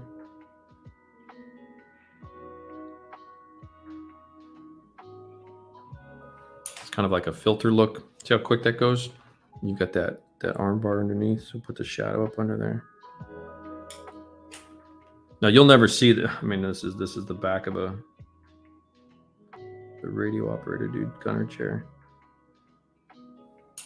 And then that part will be, this part here will be fabric. So we're just working with the metal seat area. So this is kind of a wetter wash. Most of you guys probably apply stuff like that, where it's kind of wet like that. So again, you just switch the blender. Just kind of just jiggle that. You get a little bit, you get a little bit, it's more of a wash style on that one. It's a little bit different. That's no big deal. I don't mind.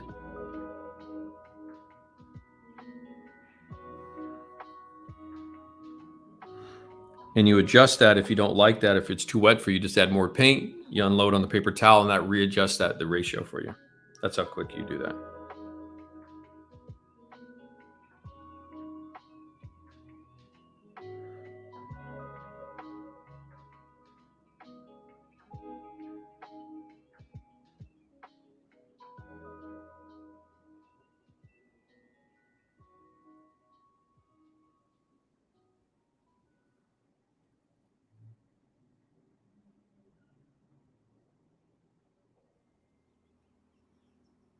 Now this is probably too much repainting.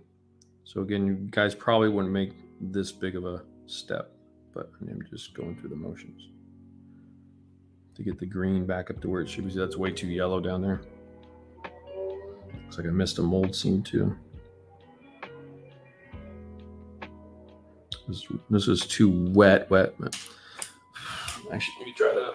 And we'll blend that a little bit. Doesn't take much though. That went pretty quick, a couple minutes.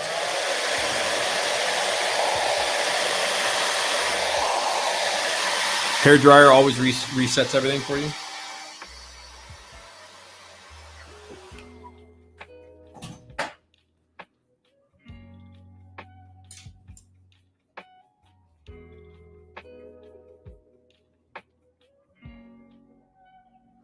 Oops, wrong brush.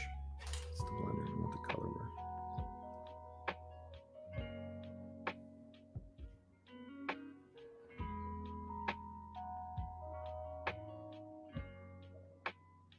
And then that's a little bit more workable.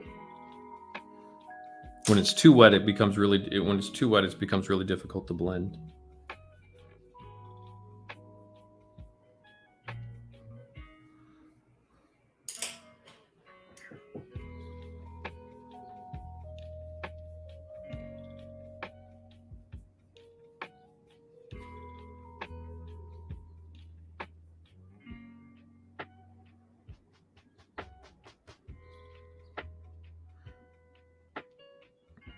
And where this will really get fun is when we do the outside. Question, hey Mike, when do you use a smaller brush than number 2? Just for the whatever detail that you might need. The actual tip is going to be difficult to get a smaller brush, Timothy. But this is, what is this one here? This is a 5.0. So the actual tip, so it's a little bit of a misnomer, smaller brush. If you look at that, you can see why I lean on the number 2 so much, because I can still work that tip. If I can get the bristles to stay nice and sharp. This is an older one here, but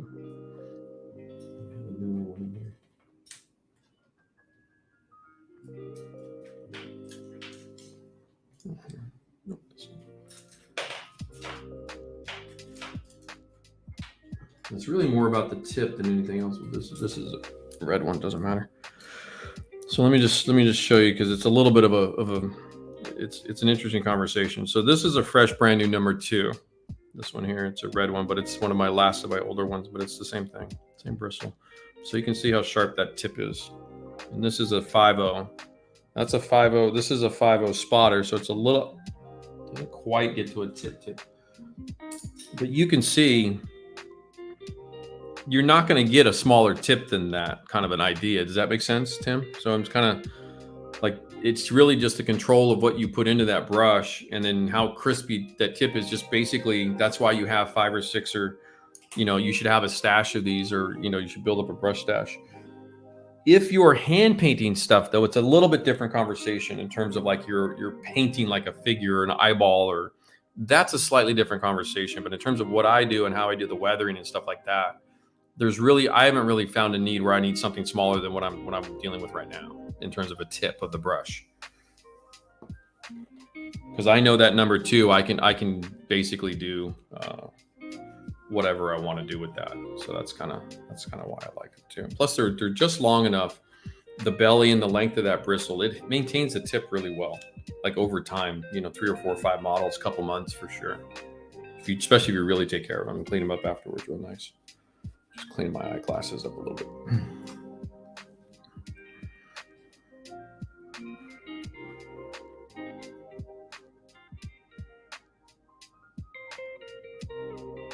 So earlier I'd screwed that up right in here. So let's get some.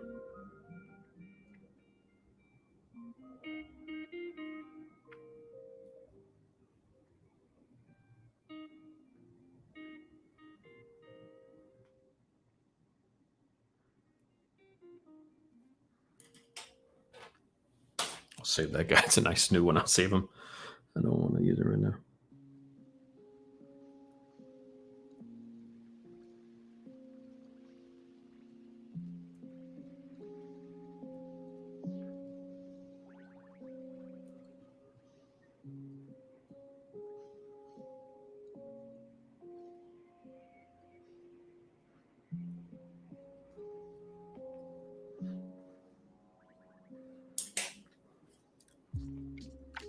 So like I said, obviously the painting and chipping didn't go, swimmingly, or in terms of like just that real nice precision. So what I'm using the oils now is really to kind of just bring it all back in line, tighten everything up, get these colors a little bit more locked in. Now it is taking a little bit of time. And if I painted better or smarter in the beginning, so I guess as a teachable conversation, that's just kind of the lesson learned. It's just, okay, that didn't work as I intended. So, which is fine, y'all should know, test this stuff out, which is why this is a shitty test model for me. This is just me warming up, because if I was doing this for real, then I would probably step back. So this is the important conversation to that about what that is, why that's important. Because this little basically test model is reaffirmed a lot of that stuff, which is good. Good for all of us.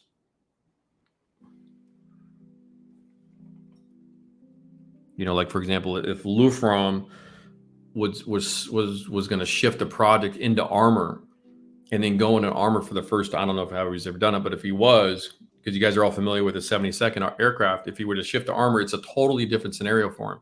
So you're just not going to go 1-to-1 over really quickly and be like, okay, fine, no problem. So this is why this kind of stuff is like choosing this project was intentional, you know, just to get going with this for you guys.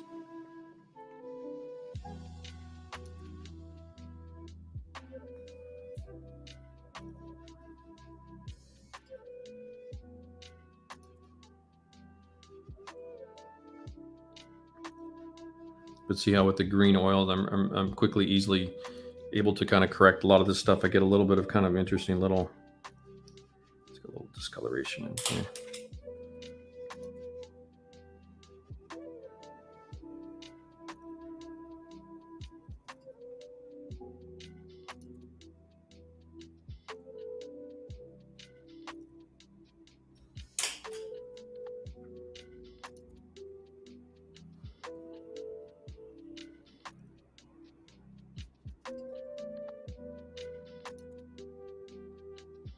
You can see how precise I can get with this if I want to.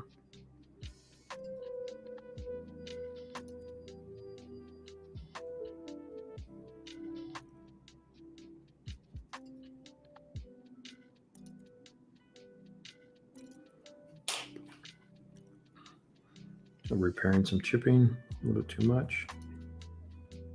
Oh, that stomach growl was real. It was real. This is just kind of tidying up some of the brush strokes a little bit.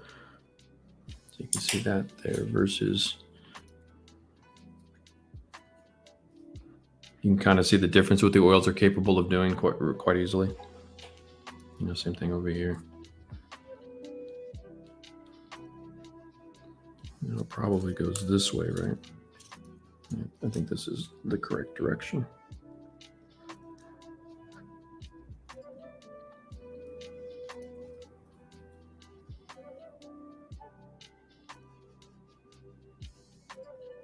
See how that just tidies up in there real quick, and then you come in.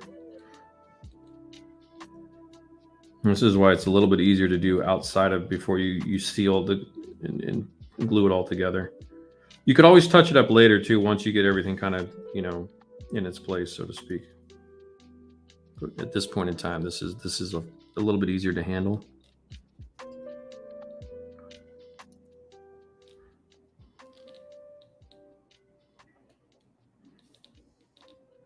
So as airbrush, it's difficult to get that airbrush down in there too. So this is also a way, because basically there is a little bit of a, I guess you can say, a crossover of a hand painting process, because you are applying it by hand. But the oils are so easy to work with, you're able to quickly see how I'm able to kind of quickly bring in some interest there in that as well. And even though this is not the right color, because I'm pretty sure those are black, if you come back in here.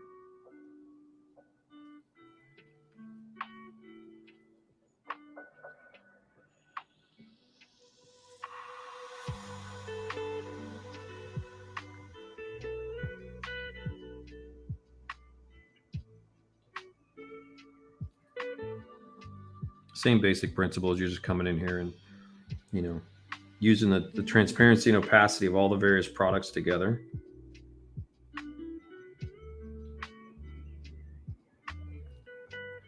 It kind of brings the chipping back a little bit to where it's not so cray. Now, it's not correct. This isn't accurate, but just to show you how to fix stuff real quick, and then come in here and just kind of clean some brush strokes up a little bit. Dry it. You can apply more color on top. It's the moment when you start adding a lot of thinner, do you have a lot of problems with this process. But overall, this is fairly simple and easy to do.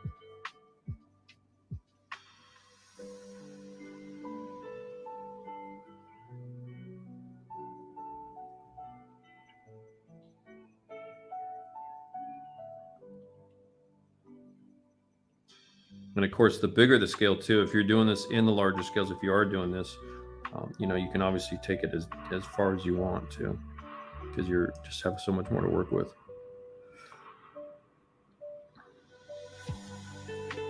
Build up some shadows up in here. So you can add a lot of depth, whatever you're doing.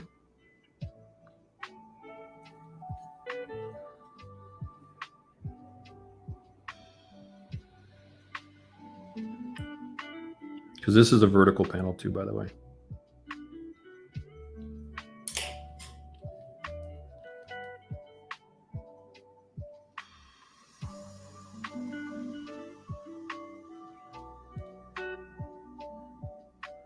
And if you want something more streaky, you know, if you're doing a vertical and you do want kind of that bleed off, that rundown.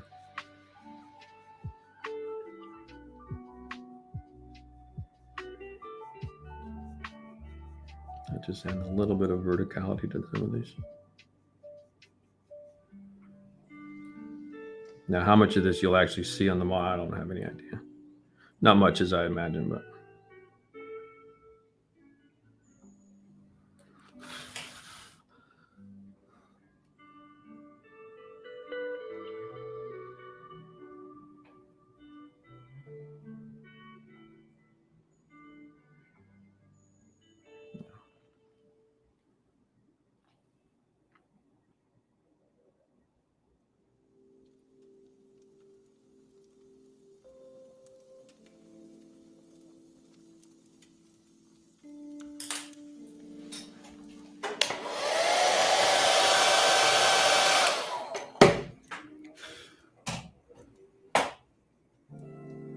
So if that's not enough punch, come back in. It's a little too, it's probably a little too wet. Okay.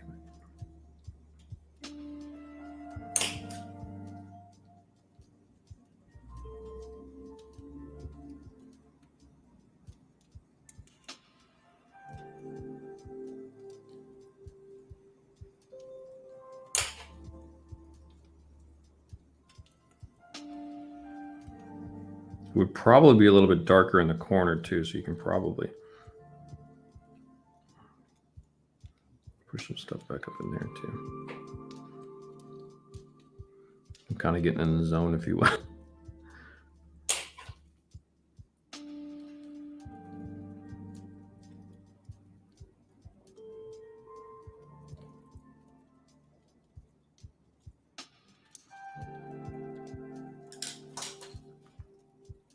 Did I miss any questions?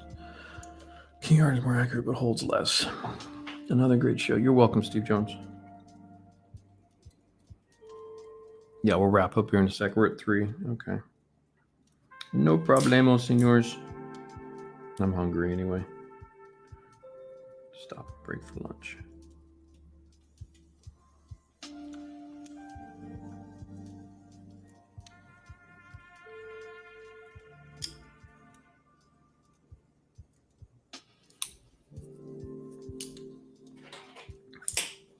Just trying to show you some extra love.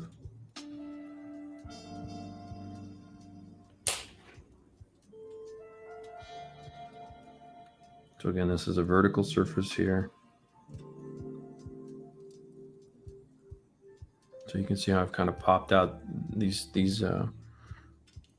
radio control thingies, radar controls, whatever. I'm sure that's the radar right there.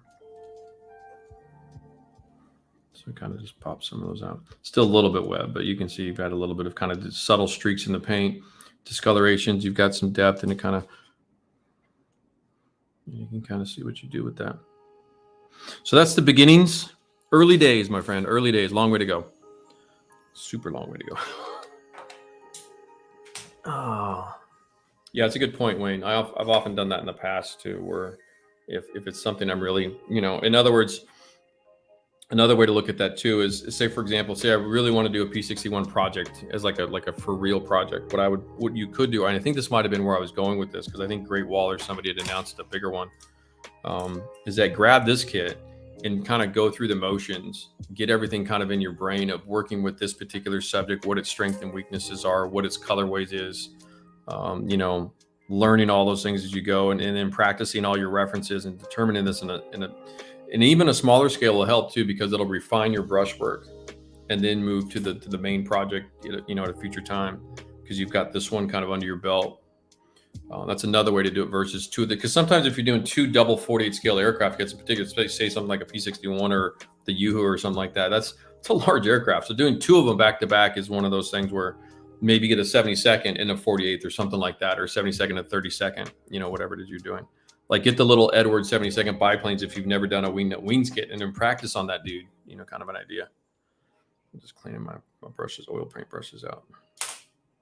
All right, what else? Question: What are you making us for lunch? Dude, I don't know what I have in the fridge, man. I'm out. It might just be like an egg sandwich. I don't think I have anything but breakfast stuff, Pete. I got to go to the store again. Always going to the store.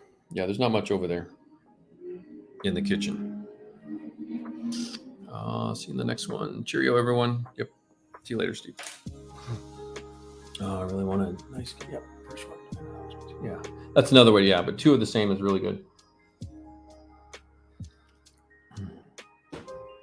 So Joel, I have a number 2 Kolinsky, and it's a great brush. Yeah, I say my sables for painting. Usually what I do, I never use my sables in this regard, to be truthful. I just don't think that what you get out of the sable is anything superior. And I think you're also putting those brushes through considerable amount of abuse, to be truthful, for kind of how we do this. Hand painting work and other stuff like that's a little bit different conversation. But at the KINGART prices of the sale prices, I think you're paying around $4 a brush, in that range, $4 to $5 per brush. That's a really efficient price point to do all that at. So to leave parts on the sprue, yeah, that conversation is, again, this is usually relative to just this idea of like a cockpit piece, where I know that outer shape of that piece, that's going to all be sealed up by another part. So it's no big deal that this is clipped off the sprue later. Like I don't have to paint this over here at all. You can see that. I mean, nobody cares. So that works in that aspect for sure. And that's usually how I pick and choose what I paint on the sprue and what I don't paint on the sprue. With that, in aircraft, I know most of the cockpit stuff, like the Tamiya Corsair, I did the 72nd scale one. You've got the halves of the thing all set up on the sprue exactly. You can come in with the primers and get all your whatever you're done. Yeah, I'll probably put some more stuff up, Eric, for sure. I put up a bunch last weekend. I think 3 or 4 videos that I put up real quick. I think we had the 2 painting videos back to back, 2 weathering videos back to back. We're up to video 27 or something like that on Patreon already. So this is episode 47 for YouTube, and I'm up to 27 on Patreon. But yeah, with the aircraft, you'll probably, Eric, you might see like maybe something more on this guy on Patreon, just like the next steps to kind of move it along. And then you'll see probably more of the RSO, and then I've got to get back to the other 2 armor projects for you guys. Stephen Willer says, learned a great deal about the details. You're welcome. Yeah, this is mostly technique based, guys. This is mostly just getting the first forays of brushwork of the oils, and when you spray paint, and you can, as an alternative plan, I'm not trying to put it down at all, so don't interpret it that way. But if you don't want to do heavy airbrushing, this is an entirely another way to go, and it's very efficient, actually. If I was doing all this and was fully prepped and everything, I would have had cockpits and wheel wells all done today. So all weathered and done, everything done, all said and done. So that's how fast it could go. 6 hours, you have the whole interior of the aircraft ready to go. And then from there, you're dealing with your fitments, and you're closing up of the various parts to make sure everything fits. I'm kind of thinning some parts down right now to give it better fit. Once all that's kind of out of your hair, getting the thing sealed up and then into the exterior painting, you can move pretty quickly, to a cool state. And we'll do that. We'll have some fun with that. Thanks for all the Patreon stuff. You're welcome, Joe. Well worth the price of admission. Yep. I appreciate the love on that, guys. Thank you. Like I said, it's the basic $10 one, been up there for 4 or 5 months now. I'll be adding a lower tier one. The lower tier one won't have access to all the videos, by the way. Future videos, I'm going to probably do a limitation on that. And then the higher tier coming in is mostly for a coaching type service of like spend a couple hours with me a month, video 1-to-1 with your work, and I'll review you, and we'll go through 1-to-1 and maybe have like this kind of a similar training session just together to really see what you're doing and see if I can really, really help you, one-on-one coaching. And that would just so you know, that's going to be like a pick and choose. Like you'd probably do that for a month and then you turn it off. Like I wouldn't expect anybody to run at that level for a long time. So you're going to do it back and forth. By that one guy. Oh, the your Friday picks, Mike. Yeah. I can get back to the Friday. Eric Weist Yeah, Eric's post on missing links on Fridays. He does the eBay finds and the German armor, World War II German armor. He goes into eBay, finds all the posted for sale photos, and then connects the better ones over into missing links. Yeah, I can put some of that up for sure. I usually pick and choose out of his what we're working on and stuff too. Kind of mix it. Then I've got my own photos to post up. I got some in progress photos to post up, and then I intermix the videos on Patreon on quite a bit. Now I know somebody, I think Jeff had a question last week about doing Patreon specific only projects. There is the one plan, the E100 refurb restoration. But as far as maybe pulling in a dedicated, I haven't really sat down to do that yet, and I don't know how much value is in that per se, given this mostly a technique-based conversation. The entertainment value is there for sure, but as far as adding another project to my list, I don't know. We'll see. To be determined. But it's early days, dudes. We're here for the long run. You're welcome, Mike. Do you have any pics of the Corsair you could put? Yeah, I could put some old ones up. Yeah, it's oldie. It's an oldie but a goodie, Joe, as they say. It's an older one. To me, a 7-second scale birdcage Corsair. Yeah, I'll put some stuff up for you, Joe. No problem. Yep. What else? Okay, I'm just scrolling back up a little bit. Make sure I didn't miss any older questions. We got the brush question. We got the kit question. Detail hidden, but it's there question. True story, Wayne. Yep. You know it's there. We know it's there. But in particular, I think the kind of textural depth to the colors and the dust, and super fine with that. For a quickie, that's pretty awesome right there. And you can see too, by the way, one thing sometimes I feel personally, just from my own personal preferences, putting the heavy dark washes on everything, kind of an idea on the interior of a cockpit.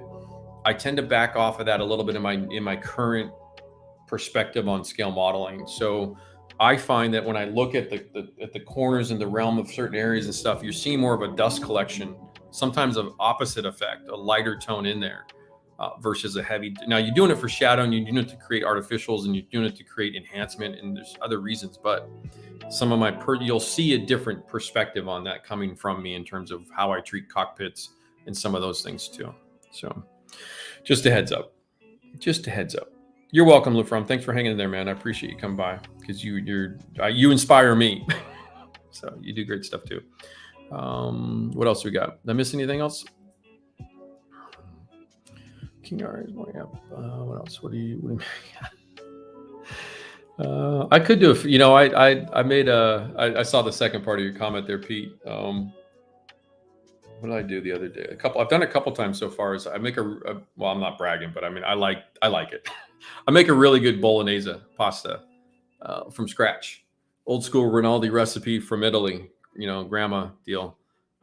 Came up the last couple times I made it, because it's winter time. It's a good time for the big pasta dish. It's real good comfort food, and I got 3 days of it to enjoy.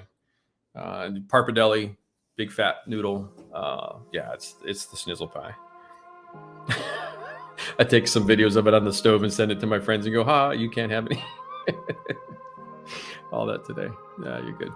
OG 100. Yep, it's on the lid. The OG 100. Yep, that was it. So on Patreon, what I had done was I had a request on how I transport my models, how I ship, or how I basically, not so much shipping, but if I'm going to a show, or if I'm flying overseas to a show, how do I take my models with me? And so I did a whole video on YouTube on how I did that. And I used the E100, and on the lid it says OG E100.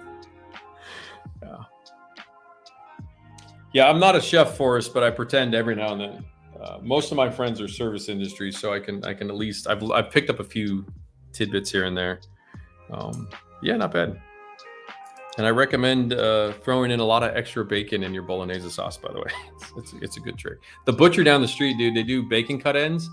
The shit that's not like all pretty, and it tastes the same, for like $3.99 a pound. So for half a pound of bacon scraps, which are good for a lot of things, I think it's about $1.50, $2 worth of. Oh, dude, it's because bacon's like $10 a package. Like regular bacon. So just a little.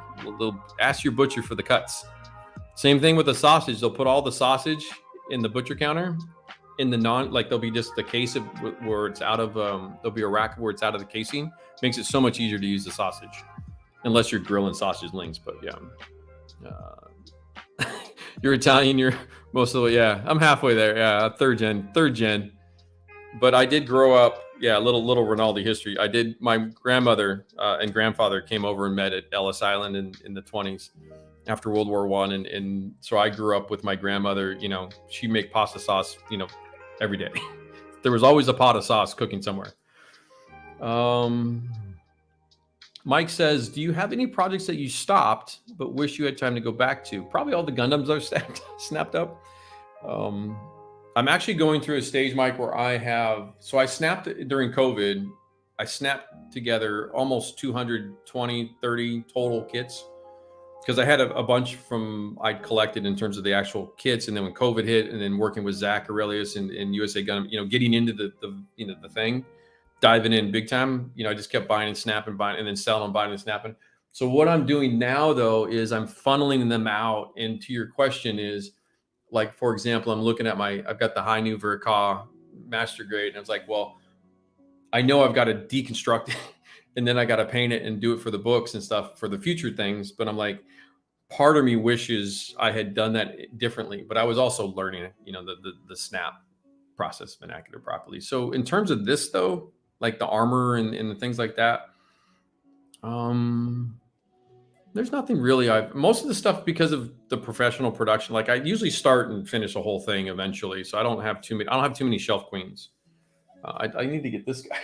The little Dom guy over here on the shelf needs to be wrapped. That's probably the one I've stopped and started the most, to be truthful. And it's changed colors once already. So yeah, because it was orange and white. Now it's not orange and white. What else we got? But is this CL? No, this is 72nd scale. This is the next size down.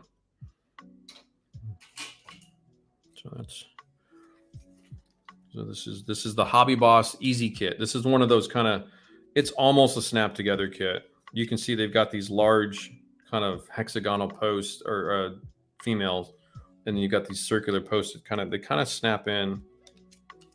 Let's see. So it kind of, but it doesn't really stay together. It's not like a Bandai snap. That's not like the nice snap of the Bandai kit. And then that sits there like this, and then this dude here. So this is the belly, and that's your gun pack down there that needs quite a bit of updates and love. We'll get to drilling, you know. So we got some seams, we got some nasty seams to deal with.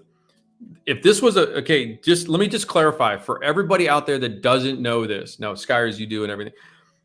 If this was a Bandai seam, this would be horrific. This is so piss poor in terms of Bandai, like the Gundam world of the seams. Like if this was a Bandai seam, you'd be like, what the F?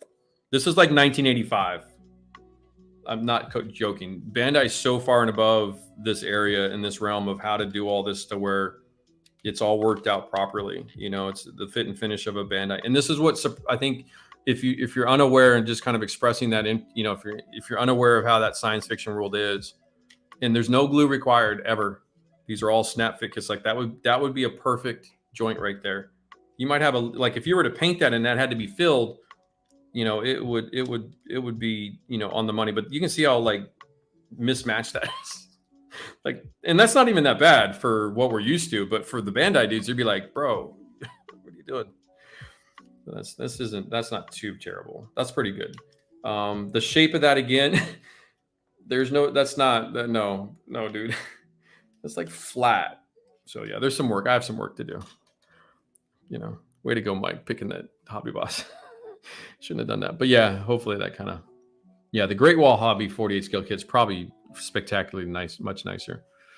Shelf queens. That's what we call them, Mike. So Skyers in the military, just like we call them shelf queens. That's what we call them. Like you guys call backlogs and stuff like that. We call that same idea like shelf queens or our stash. Like you call the backlog, we call it the stash or that whole thing. So we have slightly different terms in the military historical guys.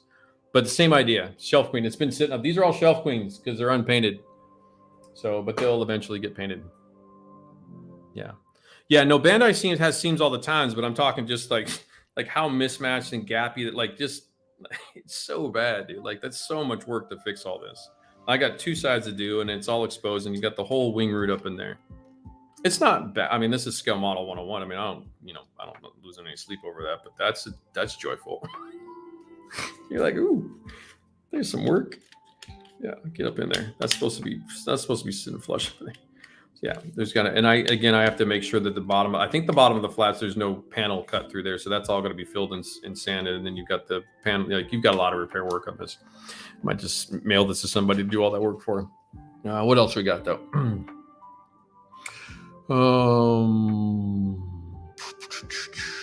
Did I miss any other questions?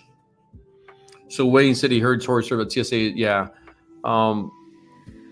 Just to touch on that real quick. If you're traveling by air through terminals with a scale model, I recommend a clear plastic bin that you can see into, and that you'll support the model and float it in there so it doesn't, shift around while you're take it on. I usually put it on the seat in front of me, and then just enough room to have my feet.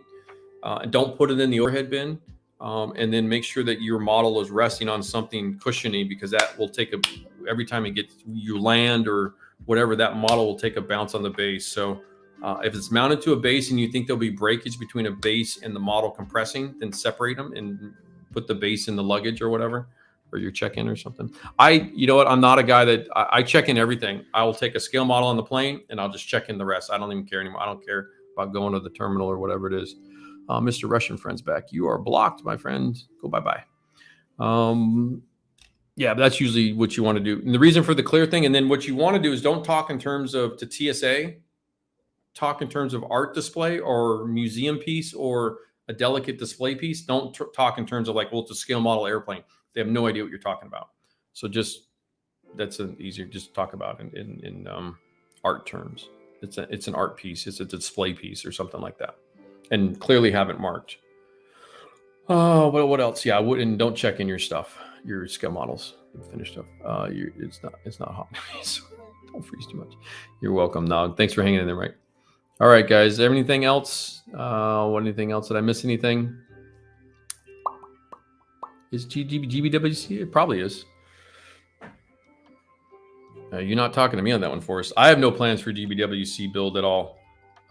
Probably not until at least a few more books are done and I've maybe built a little bit better reputation in the Gundam world and stuff like that before I step into the competitive side of life. I haven't competed in a long time. You know what I mean? Like really competed. And GBWC is Euro military level for my tank guys competition. But what else? Everybody good? I'm probably going to bounce. I think I'm going to go eat something because I'm shriveling up and dying over here. It's 3:22. We're running just at the edge. Hope everybody got something good out of that. Again, we have a lot to do on this project. It'll just be it's in the rotation now of continuation. So you'll see it pop on Patreon. You'll see it pop up here in the future. And then when we get to the exterior, that'll be probably the really fun part. And then I think the key part of this project for me will be determining maybe how I can do an adjustable suspension or landing gear, like with magnets or something, so I can do an in-flight mode and on the landing gear mode quite easily. For I think Tamiya does that in some of the 30-second scale stuff, but for something that doesn't come equipped that way, I'm going to probably explore that option and see what I can do with that using various magnets and stuff of that nature. Yeah, I think that's it, guys. That's it. Everybody good? I'm going to sign off. I appreciate it.